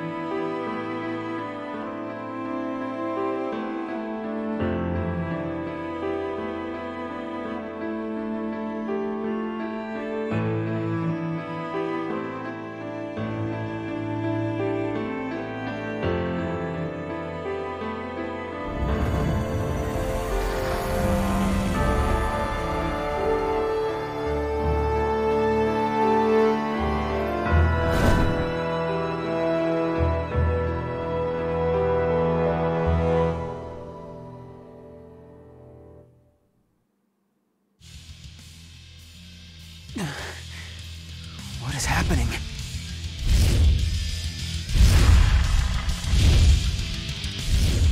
Move! If you don't, I'll eat you!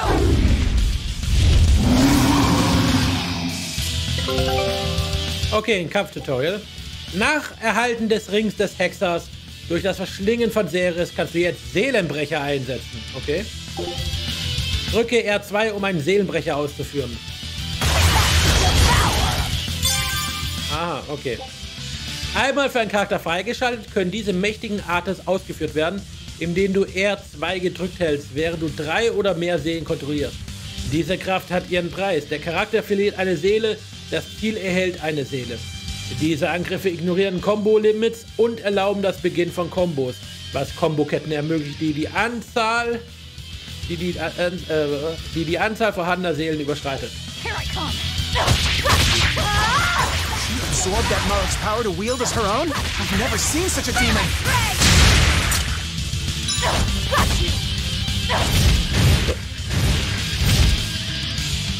Ich habe aber nur noch 2 Kombos.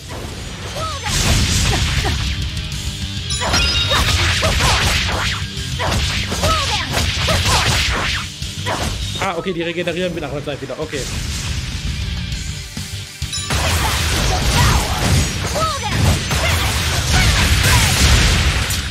Cool.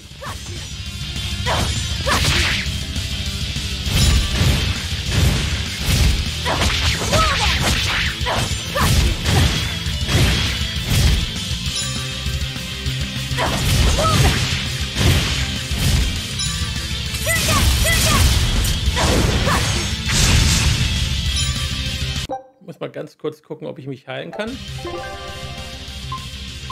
Objekte. Apfelgelee. Yes.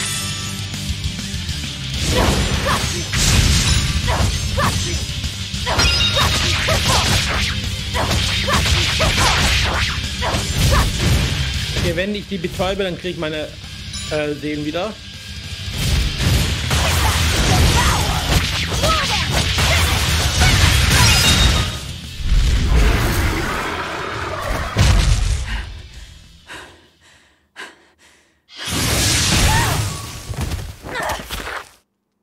Apologies, but I can't let a nasty demon like you roam freely now, can I?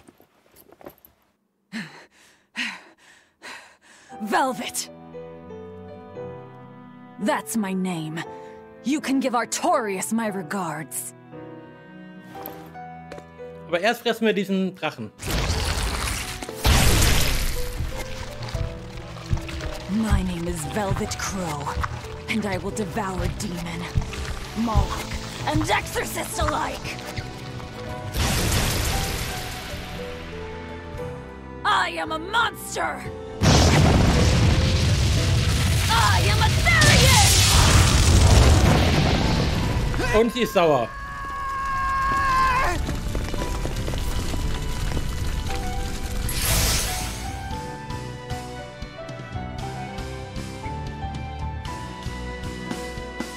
Ganz schön sauer.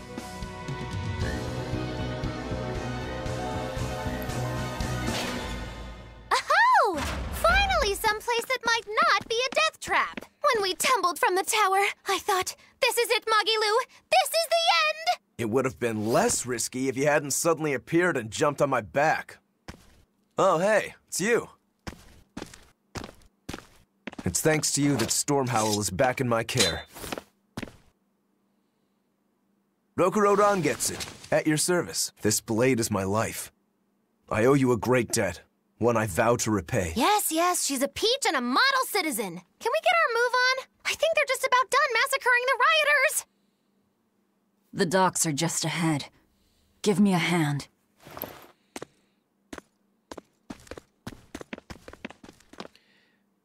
Ja, gut, jetzt sind wir zu dritt. Wir kriegen die Ausrüstungsfertigkeiten gemeistert, Blutklinge und robuster Gürtel. Und erhalten das Objekt Glanz des Vampirs. Okay. Ausrüstung erhält die Fähigkeit, zufällige Fertigkeiten auszulösen, die KP wiederherstellen. Aha.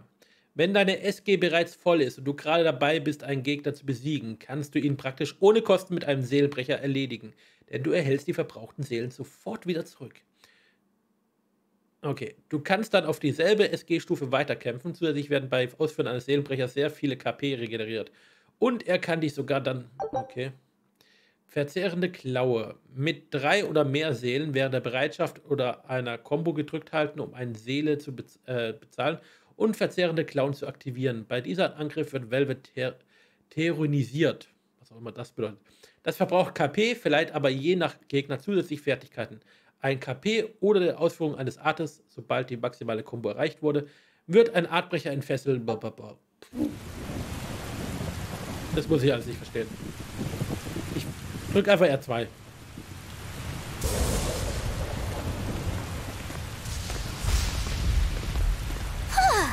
Guess the weather's feeling as crummy as I am. Careful. Sea's looking mighty choppy. Are you a sailor? Tim, kann ich dir jetzt gerade nicht sagen, vielleicht ist irgendein Update gekommen, was du drauf spielen musst. Oder der PlayStation Store ist einfach gerade down. Und hallo Suku, einen wunderschönen guten Abend. Das kann auch sein. But 10 minutes in this storm and you'll lose all sense of direction. No, we won't. Ships have compasses for a reason. Suko, das ist ein JRPG und wir spielen die gute Velvet hier, die bei irgendeinem bösen Ritual wurde ihr Bruder geopfert und wir wurden zu einem Monster verwandelt, was andere Dämonen und so weiter fressen kann mit der Hand und wollen jetzt unseren Bruder rächen. Und derjenige, der unseren Bruder geopfert hat, ist unser ehemaliger Schwager. Tim, das klingt aber sehr danach, dass du irgendein Netzwerkproblem wahrscheinlich hast. Wenn du, die Frage ist, kommst du nicht mit der PlayStation in den PlayStation Store oder auch zum Beispiel von der App?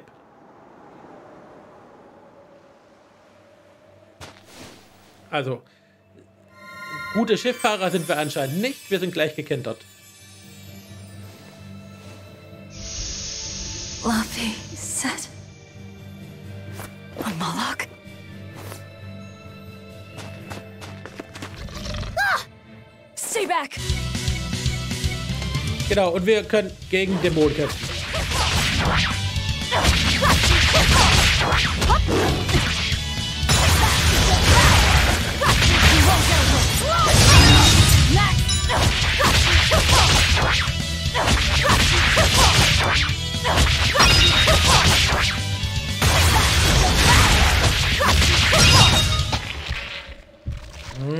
Yummy, yummy. My word, a demon muncher. You really are a box of horrors, aren't you?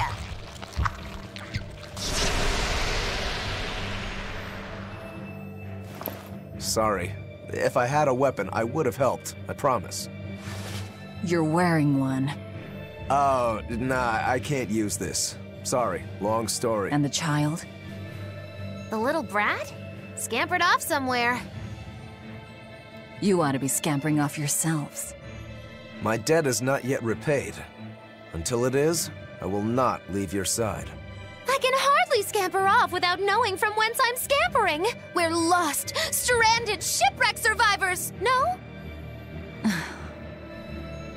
Well, then I expect this might come in handy. A map? Was that left by the child? Looks to me like we're in Northgand. Northgand? Then if we're to reach the capital in Midgand, we've no choice but to patch up our ship. What are your plans once you reach Logris? Something worth breaking out of prison for. Oh, can't we stand around and chat somewhere nicer? Somewhere with soup to warm the body, tales to warm the heart? There's a city called Helavis nearby. I can't promise they're much for conversation, but we'll find food and a ship right there.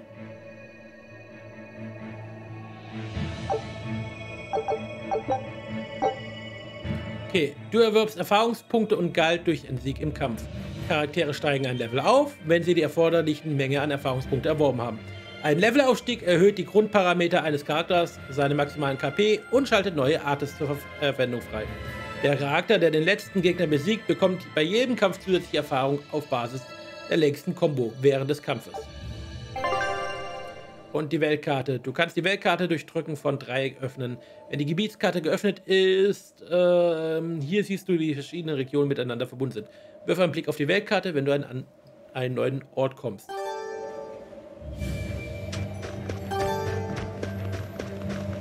Velvet, you know that kid? I thought I heard you call him by name. No, I don't know any Malakim. Not anymore. Anymore? What? Well, whoever he was, there was something different about him, that's for sure. You can say that again. Using healing arts on a demon without being ordered to? And he stole that compass, too. For being an exorcist Moloch, he's a greedy little imp.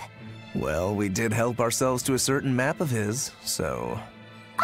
I consider myself an island of virtue in this sea of wickedness. I suppose.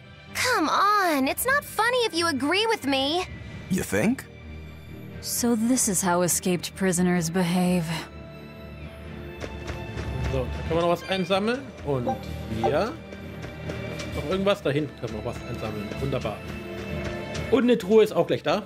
Die Laune der Hexe. Your way of speaking is as strange as your appearance. Hey, I'm a witch. I must project a proper age and dignity. I have an image to maintain. Self-improvement in all things, I suppose. So what's the difference between a spellcaster and a witch? There are many, but mainly it's a matter of nuance. It's like the difference between being frugal and being miserly. Ah, so a spellcaster is useful and a witch isn't, is that it? So I guess that makes you a witch right now. You wound me. You're one to talk, Mr. Self-Improvement. Your words cut deeper than these northern winds. So. Oh, da die Tour noch.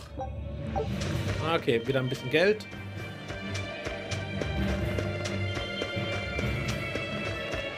Dann schauen wir doch mal, wo es hier lang geht. Oh, the wind, it bites! How can you stand wearing that garb? It doesn't seem humanly possible. I never said I was here. Kampftutorial.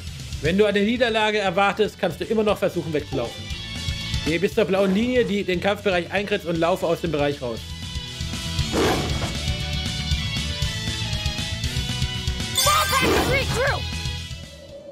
Okay. Aber ich hätte den garantiert auch platt gemacht.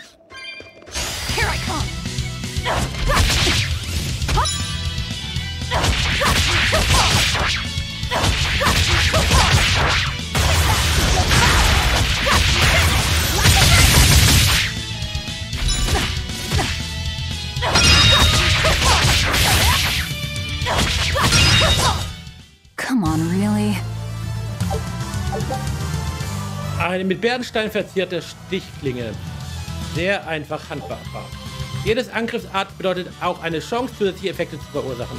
Ein gutes Beispiel hierfür ist Betäuben, das, wenn ausgelöst, den Gegner eine Seele stiehlt und ihn mehrere Sekunden lang betäubt. Betäubte Gegner erleiden außerdem doppelten Schaden. Also, jetzt wollte ich nochmal ausrüsten. Ich habe eine neue Klinge. Da, Bernsteinklinge. Ja, nicht was Neues. Das haben wir gemeistert. Immer was Neues lernen. Assistenzring, den haben wir aber da haben wir noch nichts Neues.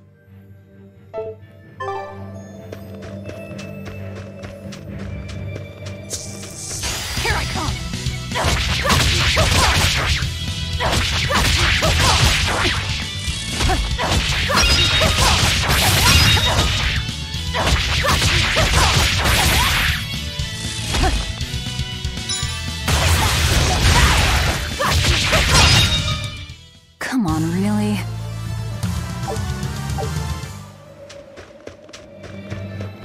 Esse ich hier.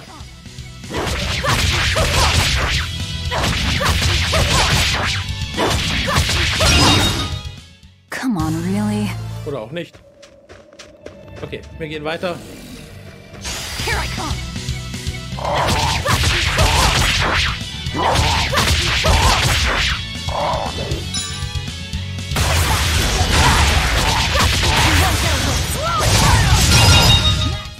Come on, really?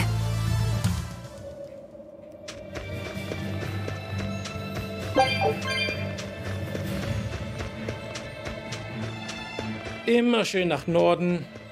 Hat er so weitere Seelen, die wir aufsammeln können. So nice to be free again. Able to move these bones around like I want. So, Rokuro, what got you all chained up in that mold hole? Ties to home. It's complicated.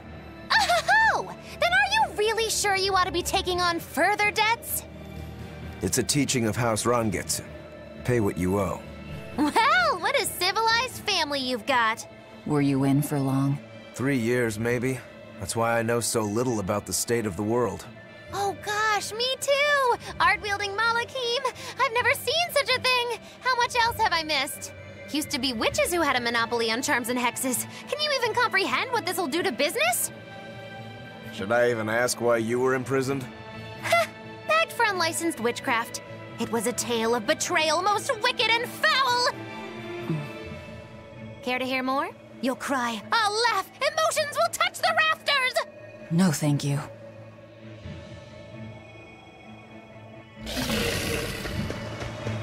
Here I come!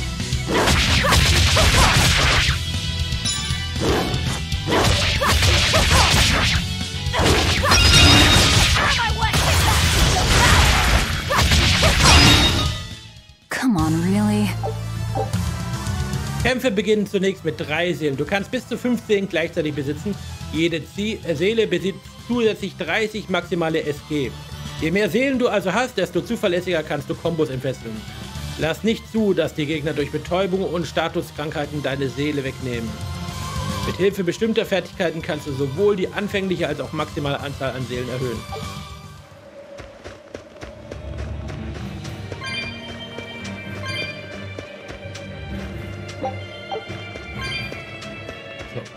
Ui, ein kleines Kätzchen.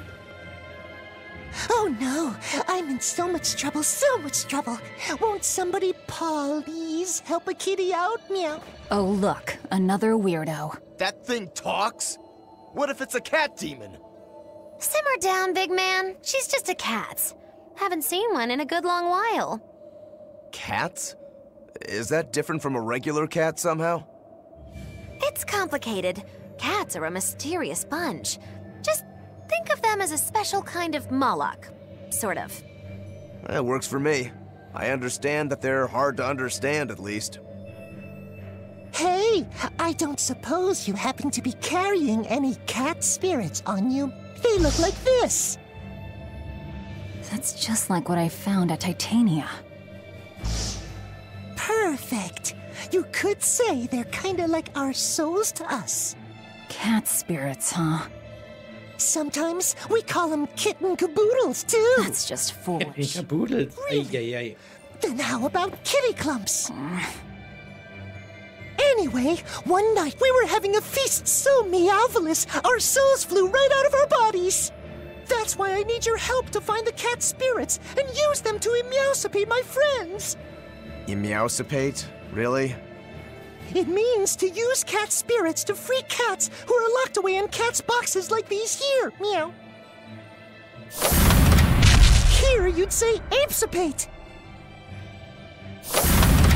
This one would be edogsipate. And finally... Phew! I'm free, meow! See? Emeowsipate! By that logic, shouldn't it be ecatsipate? Wow, you're way more clever than you look! For real! I guess I totally underestimated you. Please, our cat spirits got scattered far and wide, and so many sad cats are trapped without them. Seek out the cat spirits and rescue our poor lost brothers and sisters, meow! And why should I? Please, think of the cats! You know, cats have weird and mysterious powers. There's a good chance we might benefit by having them in our debt.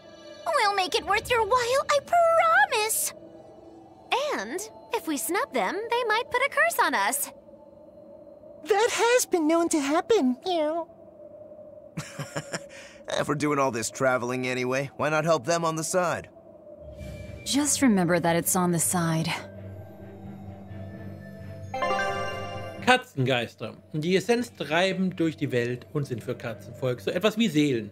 Du kannst sie sammeln, indem du einfach berührst. Du benötigst diese Geister, um die Katzenkisten zu öffnen, die du überall in der Welt findest. Okay. Diese besonderen Schatztruhen können mit Hilfe der Katzengeister geöffnet werden, die du gesammelt hast. Durch das Öffnen einer Katzenkiste befreist du die darin gefangene Katze und erhältst von ihr ein Geschenk zum Zeichen ihrer Dankbarkeit. Okay. Finde Katzengeister und emanzipiere meine Freunde, miau. Dann wird etwas Gutes passieren, ich bin mir sicher. So, also das ist dann das Gegenstück zu den Eulen aus Tales of Ares sozusagen. Glaube ich zumindest. Ihr könnt mich gerne korrigieren, wenn das nicht so sei. Okay, weiter.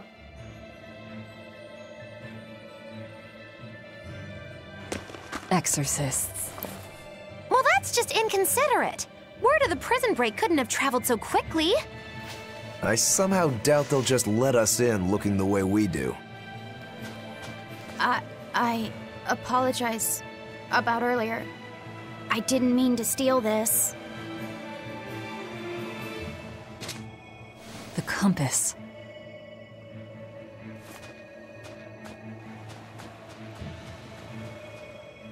You okay with this? He could be working for the exorcists. I'm following him. Is he your dessert? If necessary. So, den Campus haben wir. Nicht Campus, You must have gone Kompass. this way.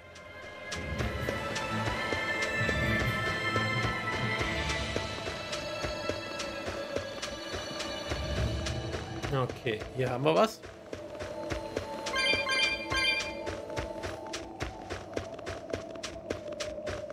Hier liegt nichts. Okay. There's a ladder. Und hier ist ein Speicherpunkt. Das heißt, hier geht's gleich her.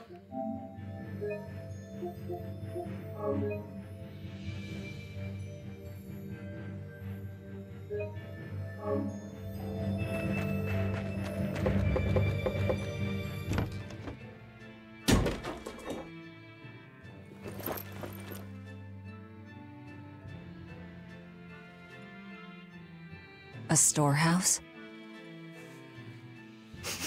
That smell. Flamestone. Flamestone?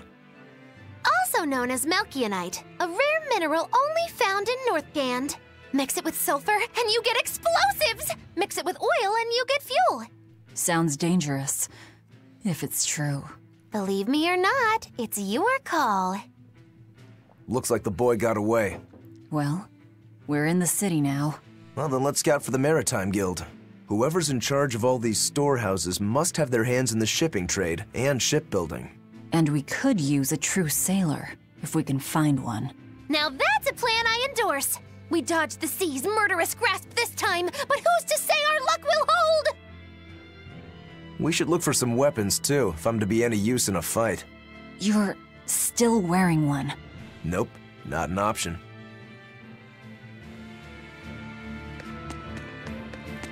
Okay, gucken wir mal, was es hier noch gibt. Einmal Pfeffer. Ja, gut. Heavy Brainstorm, vielen Dank für den Like. Okay, weiß man schon, ob FIFA 22 im Plus drin reinkommt? Ja, Heavy Brainstorm. FIFA 22 ist im PlayStation Plus für Mai drin. Kommt am 3. März. Ich habe 3. Mai, Entschuldigung. Und ich habe dazu schon einen TikTok gemacht.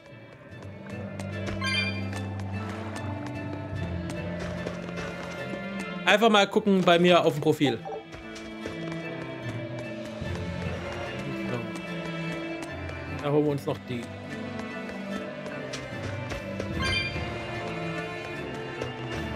Können wir noch mit jemandem reden? When I grow up, I'm gonna be an exorcist. Me too! I want to protect my mommy and daddy! Hold up. Exorcists are warriors who protect the whole world from demons. You can't just protect your parents. You've got to protect everyone. Oh, that sounds really hard. It is. And it's precisely because the exorcists are working so hard that we look up to them. Yeah! Exorcists are the best! They're treated like heroes. I suppose to normal people, they are. Gucken wir. Ah, noch eine Truhe.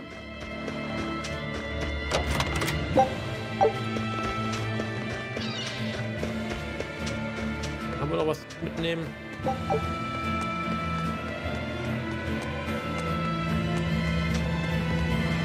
Okay, dann geht's hier weiter. Nee, ja, das kann sein, dass es aussieht wie Genshin Impact, wobei tatsächlich dann eher wohlgemerkt Genshin Impact danach gemacht ist. Das Spiel ist älter. Ist halt, Genshin Impact ist halt, angelegt an klassische JRPGs, obwohl es chinesisch ist. Und ja, viel klassischer als Tales of Serie kann es eigentlich kaum werden, außer du spielst Final Fantasy oder Dragon's Quest. So, wir speichern wieder. Aber dafür ist die Story ein bisschen ernster als bei Genshin Impact.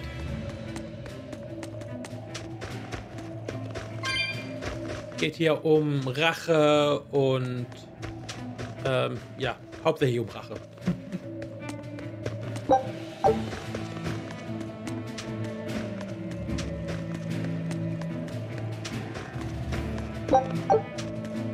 There's a group of sailors. Is that the guild? Oh, ich spiele auf der PlayStation 5, aber das ist eigentlich ein PlayStation 4 Spiel. Boys. Poor creatures just can't be separated from their favorite toys, can they? It's true. Guten Tag, der Herr. Is this the shipping guild? Damn that dial! What does he think he's doing by trying to resist? We wouldn't be in this mess if he were dead. Excuse me. I need a ship repaired. Sorry, but we can't help. What makes you say that? Guild business is currently suspended. By the order of Exorcist Teresa of the Abbey. Lady Teresa. Number 2. Did I give you permission to speak? Ja, Heavy Brainstorm, das geht. Die PlayStation 5 ist zu fast allen PlayStation 4 Spielen abwärtskompatibel. You know it was all Dial's fault, don't you, my lady? I know Dial was the one smuggling Flamestone, but your guild, through its negligence, shares responsibility. This rule was set down by the Abbey to maintain order. Do you disagree with it? No, my lady. We will capture, interrogate, and sentence Dial. When this has been accomplished, you will be free to continue business.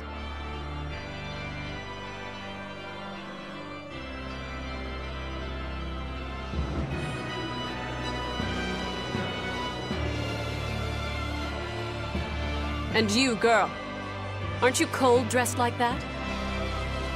Nö, gar nicht. Just arrived from the south. I wasn't aware Northgand was so cold. Hatch! A young woman ought to keep herself warm. Thank you for your concern. Hallo Lala, vielen Dank für deinen Raid und herzlich willkommen an euch. Wie geht's euch? Erstmal einen kleinen Shoutout an die gute Lala. My, my. So this is how the Abbey flexes its muscle, hmm? Cruel, cruel Ich hoffe, world ich habe these dich days. richtig geschrieben. I see how things stand. If I catch this Dial person, you can repair. Und hallo, ich weiß jetzt nicht genau, wie der Name ausgesprochen wird. Shiltaya. He escaped after killing Das da oben ist übrigens die gute Lala. Can't be done without an exorcist. He's from a small village outside the city. Für mich ist es If you're doing alles this, ein, I'd imagine that's a good Sachsen. place to start searching. He's a brute with the head of a lizard. Lohnt sich bei ihr vorbeizuschauen. Sie hat auch einen super TikTok-Kanal und einen super Instagram-Kanal. Auch da lohnt sich vorbeizuschauen.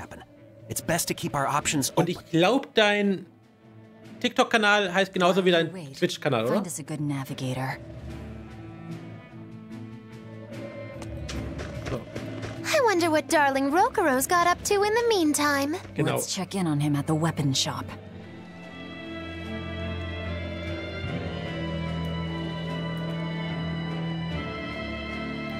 Einmal kurz posten.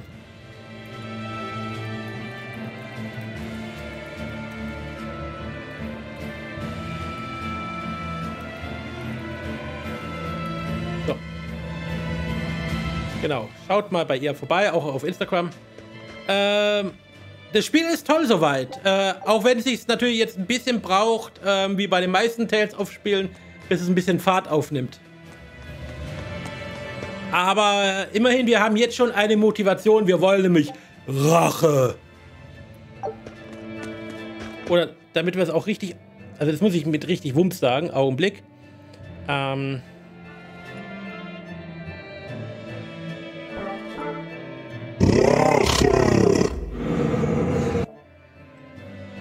So.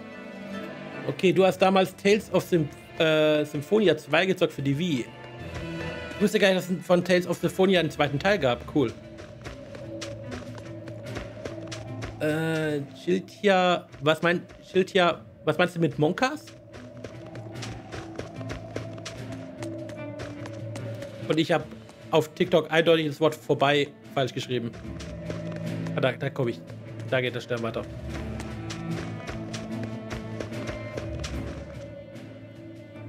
Found a real good one. The blade was badly rusted, but once I polished it up, it turned out to have a fine edge. I can scarcely believe something of that quality was languishing in my bargain bin. You've taught me quite a lesson. The weapon is yours as payment. My thanks. So you'll help us out? Of course. How did your errand fare? I see. So we're hunting a reptilian demon called Dial, are we? We'll check out his hometown first. Have fun, you kids! You aren't coming along? I'm afraid okay. bigger fish to fry at the moment. That little matter of tracking down my betrayer. Besides, if I stick around, I'm not so sure I wouldn't wind up as someone's midnight snack. My palate has standards. High standards. All the more reason to skedaddle! So, und wenn die gute Lala gerade mal da ist, dann nutze ich doch die Gelegenheit, um einmal den Kanalmitgliedern hier Danke zu sagen.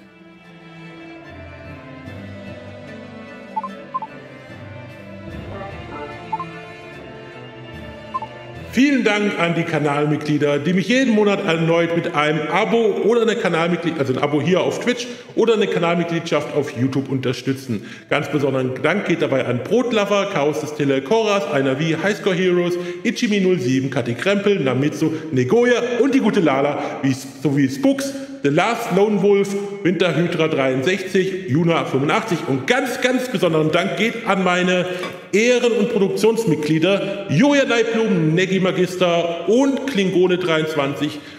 Die haben nämlich die Stufe 2 bzw. 3 bekommen und als Ehrenmitglied, also die Stufe 2, bekommt man alle 3 Monate zum Beispiel Postkarten wie diese hier zugeschickt oder aus meinem Urlaub oder sonst irgendwas. Also auch andere Motive. Und als Produktionsmitglied darf man sich sogar einmal im Monat einen Stream wünschen. Und jetzt wechsle ich wieder zu meiner normalen Stimme.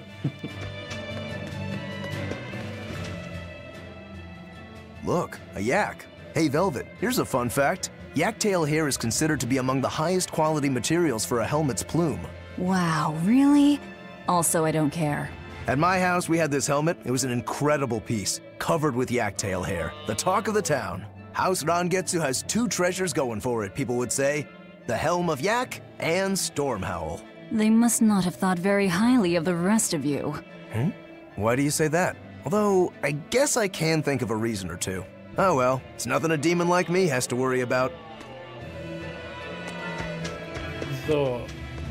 Okay, wir müssen die verschiedensten Sachen hier in dem Dorf angucken.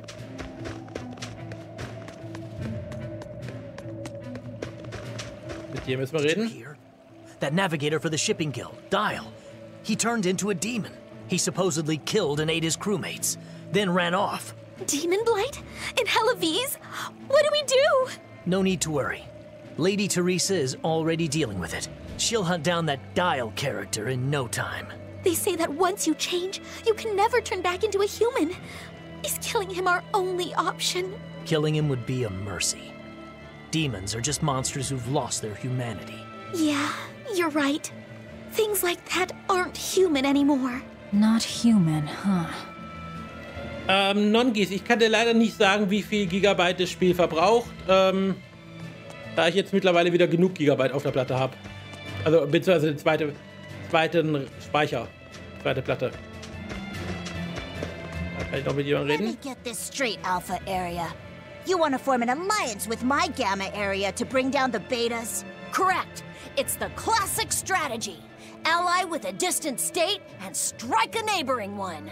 What is this, a council of war? The enemy of my enemy is my friend, is that it? Indeed, if your Alpha forces and my Gamma forces work together, Beta Area is done for. I like it. You've got yourself an alliance, Alpha Area.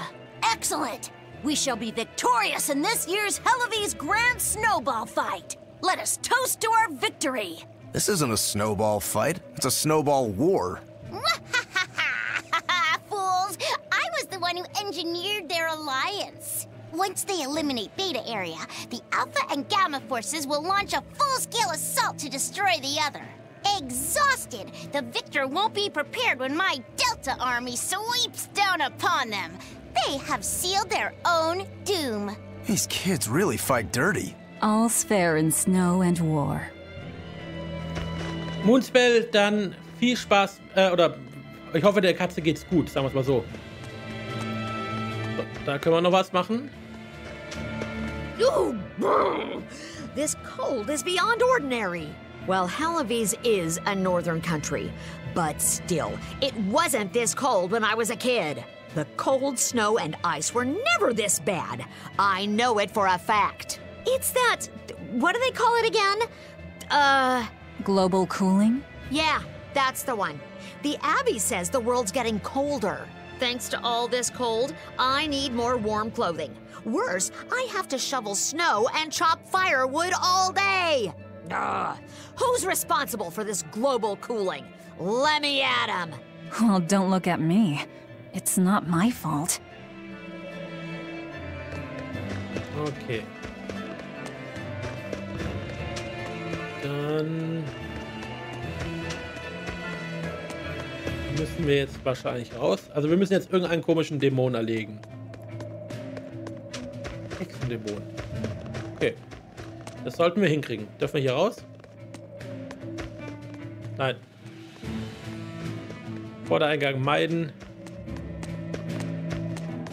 Aber ich sehe da einen Hintereingang.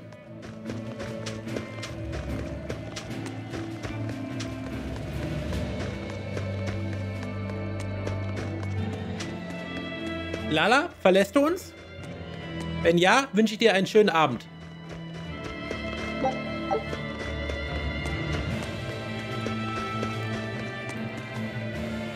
Ja, dir auch einen schönen Abend und danke für den Raid. Vielen, vielen lieben Dank. Nein, hier bin ich falsch.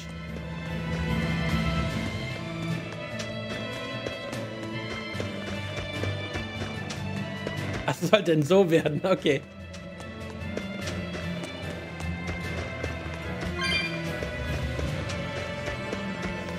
So, haben wir noch was mitzunehmen?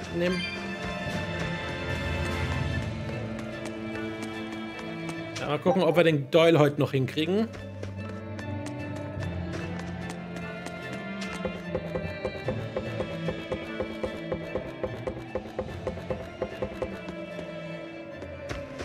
Ja, und anscheinend hat jetzt ist mein Bot wieder aus dem Winterschlaf aufgestanden. Warum auch immer.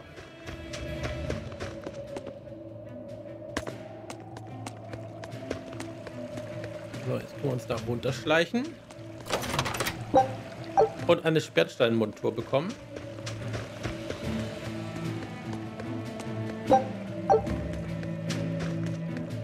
Aber das war alles, oder wie?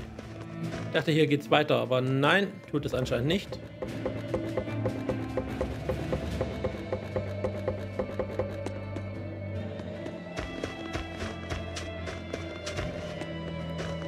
Ah, da ist noch eine Kiste versteckt.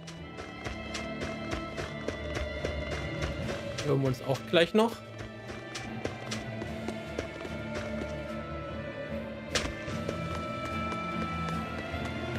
Lee, dir auch eine schöne Nacht. Schlaf gut und erhol dich gut. Da ist auch noch eine Kiste, die wir mit Katzenseelen öffnen können.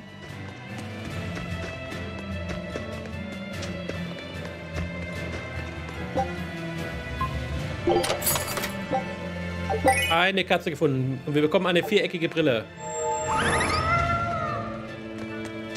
Dann gucken wir mal ganz kurz, ob wir uns jetzt hier ausrüsten können.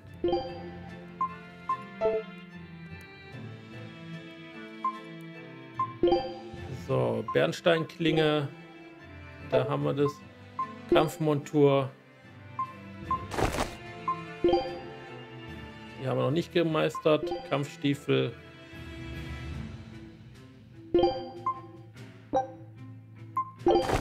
So.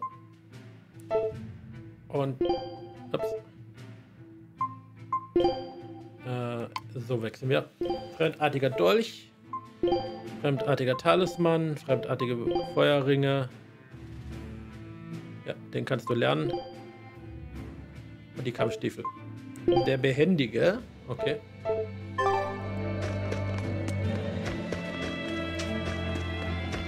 So, wie kamen wir da hier hinten rum? Da war noch die zweite Truhe. Die holen wir uns noch schnell.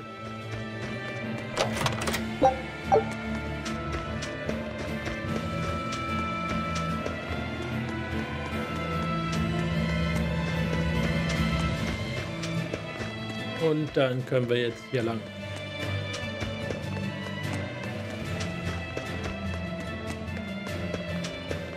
Mal gucken, wenn wir jetzt rausgehen, ob wir da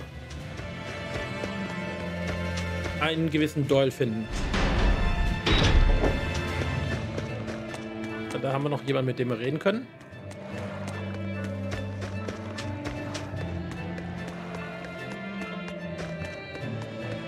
What a beautiful ship.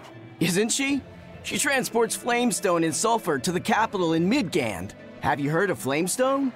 It's this new explosive material the Abbey developed. Thanks to their discovery, We can make some really powerful new cannons and explosives. Explosives.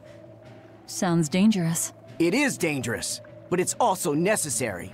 Not only are there demons about, but we've humans to contend with too, with pirates and bandits in ever-increasing numbers. On the bright side, with a higher demand for Flamestone, Hellowes is prospering like never before. Flamestone is the only reason our little snowbound city is thriving. A keelhaul to anyone who says otherwise. So this ship goes to the capital. If I asked, could you take us with you? Nope, not happening. The guild ordered a total suspension of activity. We can't lift anchor. Besides, any ship carrying precious ores has an exorcist on board for security. You need the Abbey's permission. Sounds like they keep a tight lid on things. Yeah, I guess. But the Abbey makes the rules, so what are you gonna do? Without the Abbey, humanity would be dead in the water. A keelhaul to anyone that says otherwise. Okay, das erste Credits fragte gerade, ob das normal ist, wenn ein PlayStation 5 Controller sich alleine bewegt. Nein, das ist nicht normal. Das bezeichnet man als Stickdrift. Und der Grund dafür ist, dass dein Controller verdreckt ist innen. Also da gibt es dann verschiedene Möglichkeiten, die zu reinigen. Manchmal kann man es selbst machen, indem man an bestimmten Stellen reinpustet und die bewegt. Kannst mal gucken, auf TikTok gibt es da verschiedene Videos, wo es hilft. Ansonsten, wenn dein Controller noch nicht älter als ein Jahr ist, kannst du den über den Kundenservice einschicken. Muss ich wahrscheinlich bei einem meiner Controller auch demnächst machen.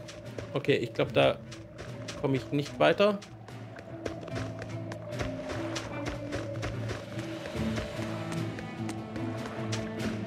Da hinten war noch eine Truhe. Können wir die öffnen? Ja, die haben wir schon geöffnet, okay. So, okay, da kommen wir also auch nicht weiter. Jetzt können wir hier nochmal gucken. Ah, das war der Geheimgang, wo wir reingekommen sind. Und Moonspell meinte jetzt auch noch, dass die unterschiedlichen Titel mir auch unterschiedliche Werte bringen. Das habe ich mir gedacht, das ist ja auch so bei den anderen Tales of Spielen meistens, dass die, Titel besondere Boni bringen und so weiter. Allerdings sind die Titel ja auch immer an irgendwelche Voraussetzungen gebunden. Und im Fall von Velvet, der nächste Titel, den wir kriegen, haben wir schon. Den Titel haben wir schon. Den nächsten den kriegen wir bei Charakter Level 10. Bis Charakter Level...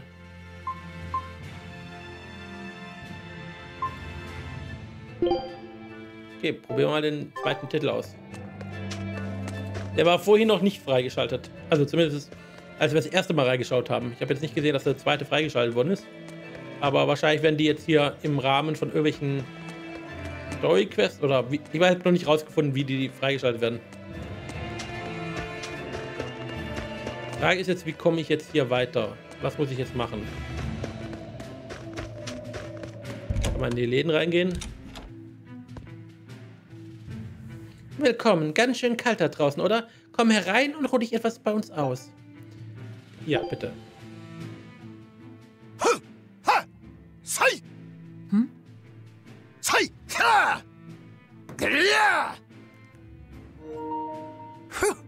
That was a good session, if I do say so myself. Tomorrow's drill will be even faster. I thought he was being a crazy demon again, but come to think of it, this is just him being him.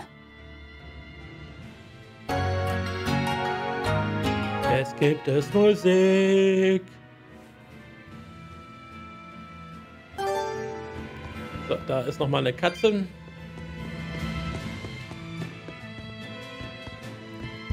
Okay, wahrscheinlich müssen wir auch in alle Läden einmal reingehen. Du musst, was ich noch nicht weiß, durch das Lager durch und wo du gekommen bist, da bist du wieder auf der Schneeebene. Ah, okay, da muss ich hin. Okay, aber da... Ich muss trotzdem mal mit allen noch mal reden, die es hier gibt. You don't have to worry about getting attacked by demons while you're here in Hellowes.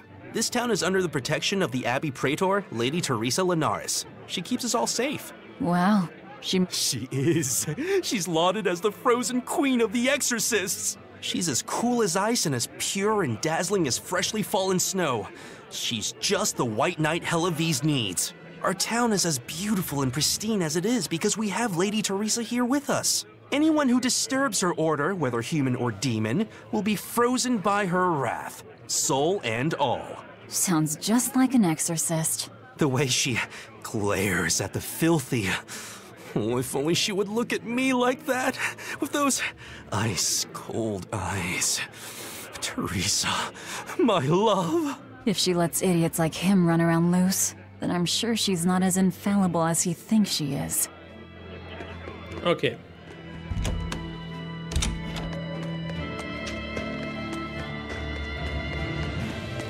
Dann, Moonspell meinte, ich soll wieder durch den Gang, den wir vorher genommen haben, wieder zurück. Dann machen wir das doch mal.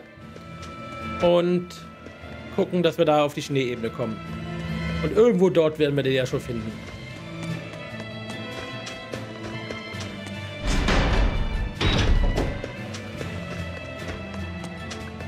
Den guten Doyle, oder wie der heißt.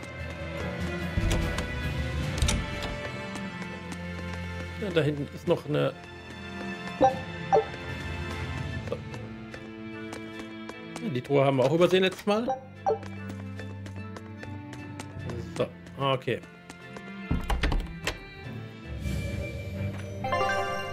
Nochmal speichern.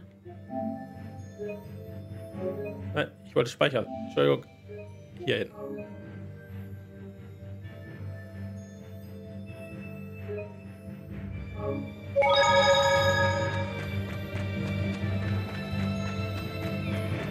Da ist noch was in der... Okay.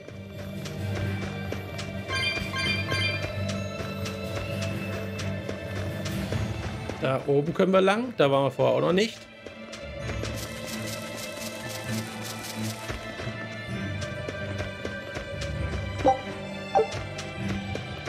Erhalten.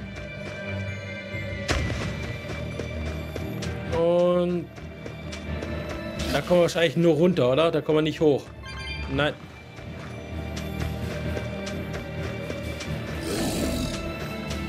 Hier lang rennen.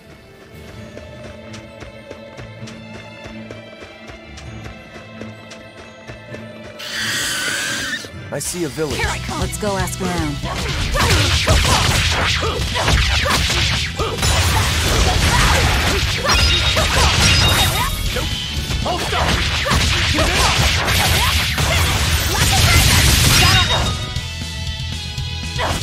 So, oh, jetzt der letzte noch.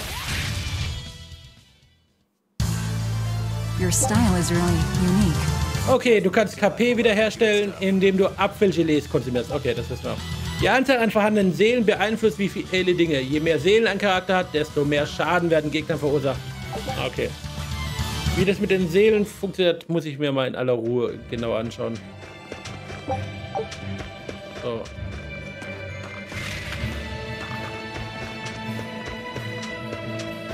Jetzt bin ich in die falsche Richtung lang gegangen. Ah!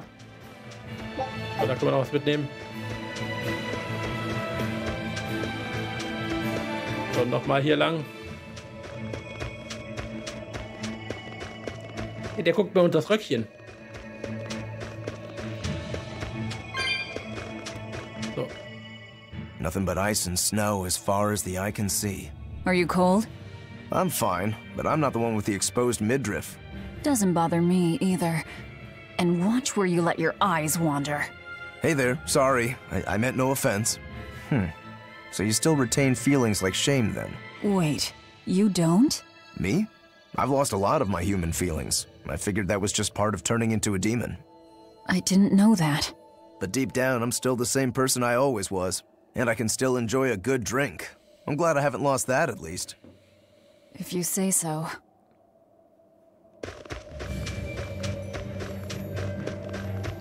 So, jetzt hier lang.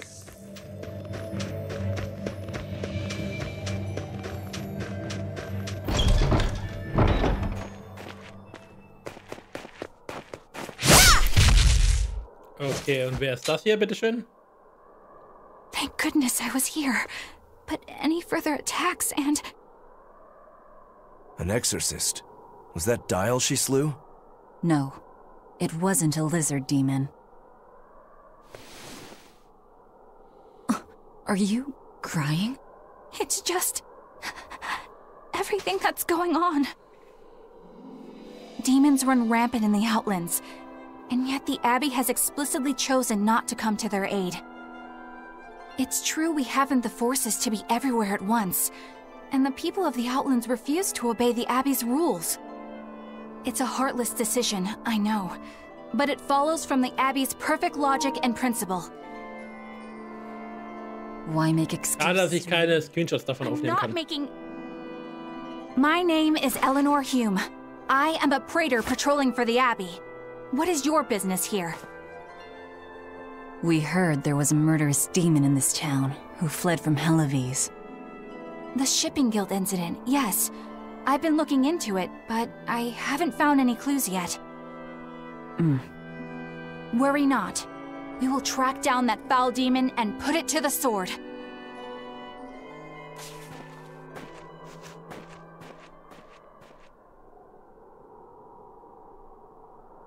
Did the exorcist lady go away? Yeah, she's gone. Oh, good. I didn't want us to get eaten. Eaten? I mean, I don't know anything about a demon. It's fine, you can tell me. I'll keep it a secret, I promise. There's a lizard demon in a cave to the north. He said he'd eat the whole village up if I told anyone. I'll give you these. Don't tell anybody, all right? Got it. Äpfel. That's a promise.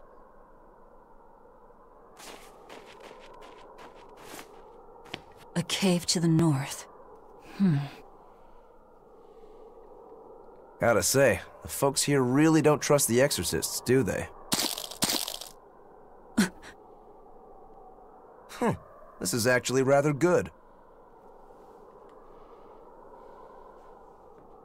What's wrong? A worm? Nothing. Can't taste a thing. Huh?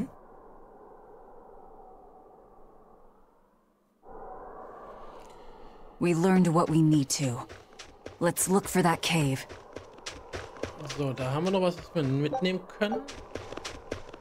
Auch Kleinvieh macht Mist.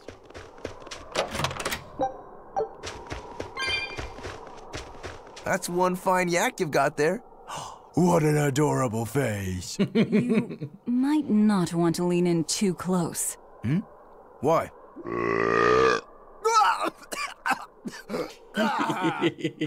That is nasty. That's why. Yaks ruminate the food they eat while they digest it.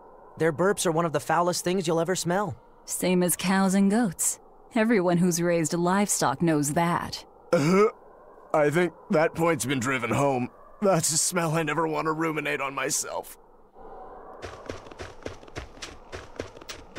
Okay, da können wir noch mit jemandem reden.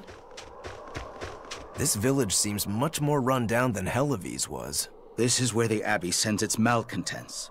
Don't conform or accept the Abbey's rules or commit a crime, and you'll end up here with the rest of the refuse. And I take it the Abbey doesn't care what happens to this place. So, disrupt their precious order, and you get banished? Exactly. I'm sure they'd say it's all part of their notion of reason.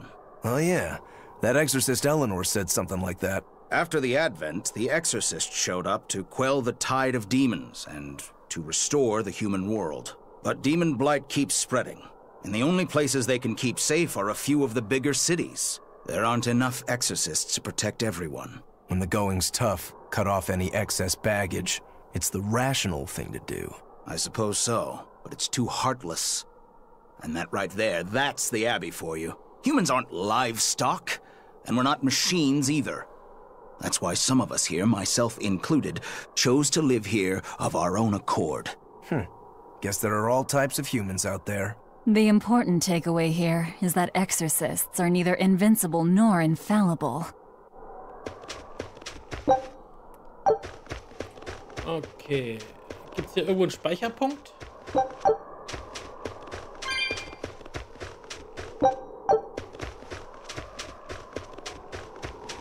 Hier hinten gibt's noch eine... Die Truhe hatten wir schon.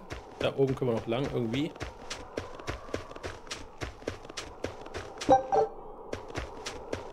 That woman said she was patrolling for the Abbey. What's that mean exactly? They're hand-picked agents who travel the kingdom gauging the Abbey's success in the demon fight. They also make sure the other exorcists are conducting themselves properly. I suppose you could liken them to military police. Since the Abbey imposes so many rules on the populace, they want to show they're above board. But if they need to police themselves, isn't that as good as announcing corruption in the ranks? Some would say it's more honest this way. Idealism alone won't change the world. Maybe that's why our determined little exorcist was crying. I bet you're right. That does fit the picture. Although it's best not to take a woman's tears at face value. Huh? Just some common wisdom. Ah, da können wir nochmal eine Katze freilassen.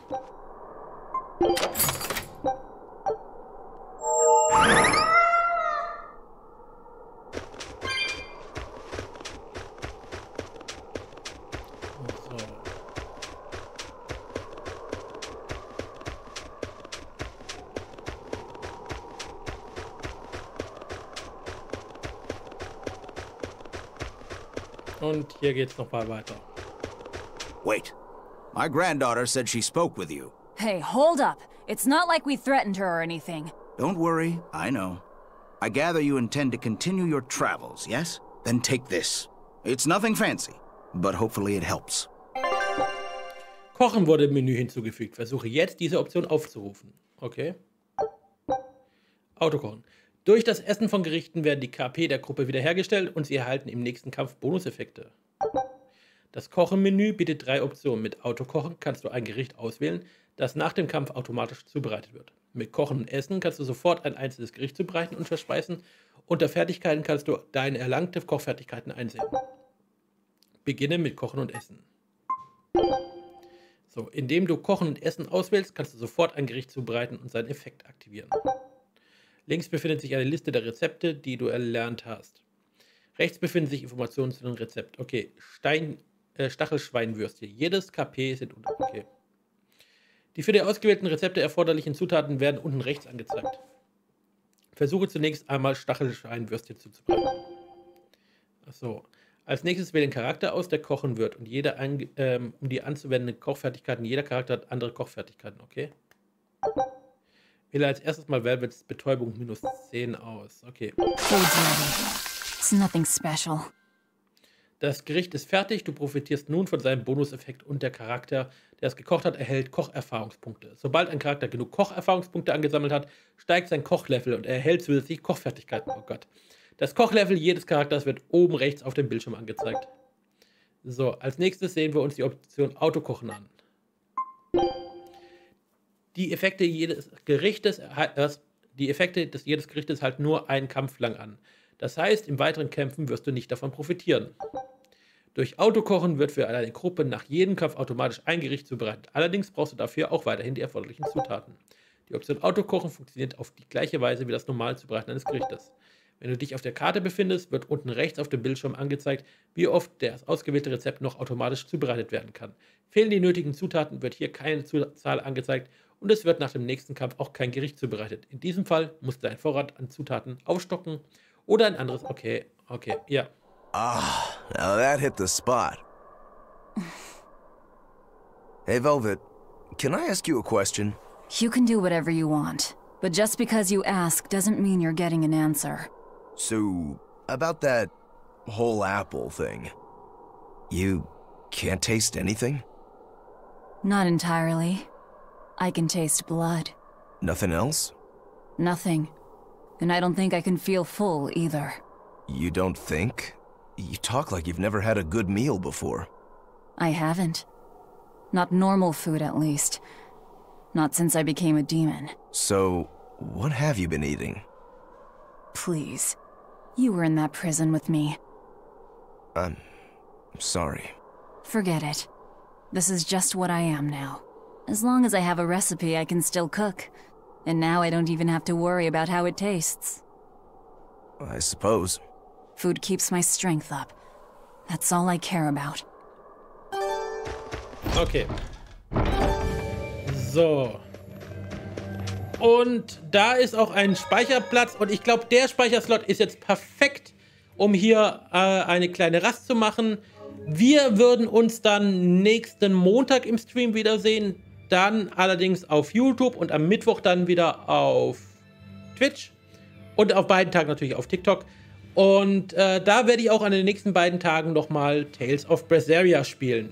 Ich freue mich, wenn ihr einschaltet und wir sehen, hören und spielen uns dann beim nächsten Mal. Macht's gut und ciao, ciao.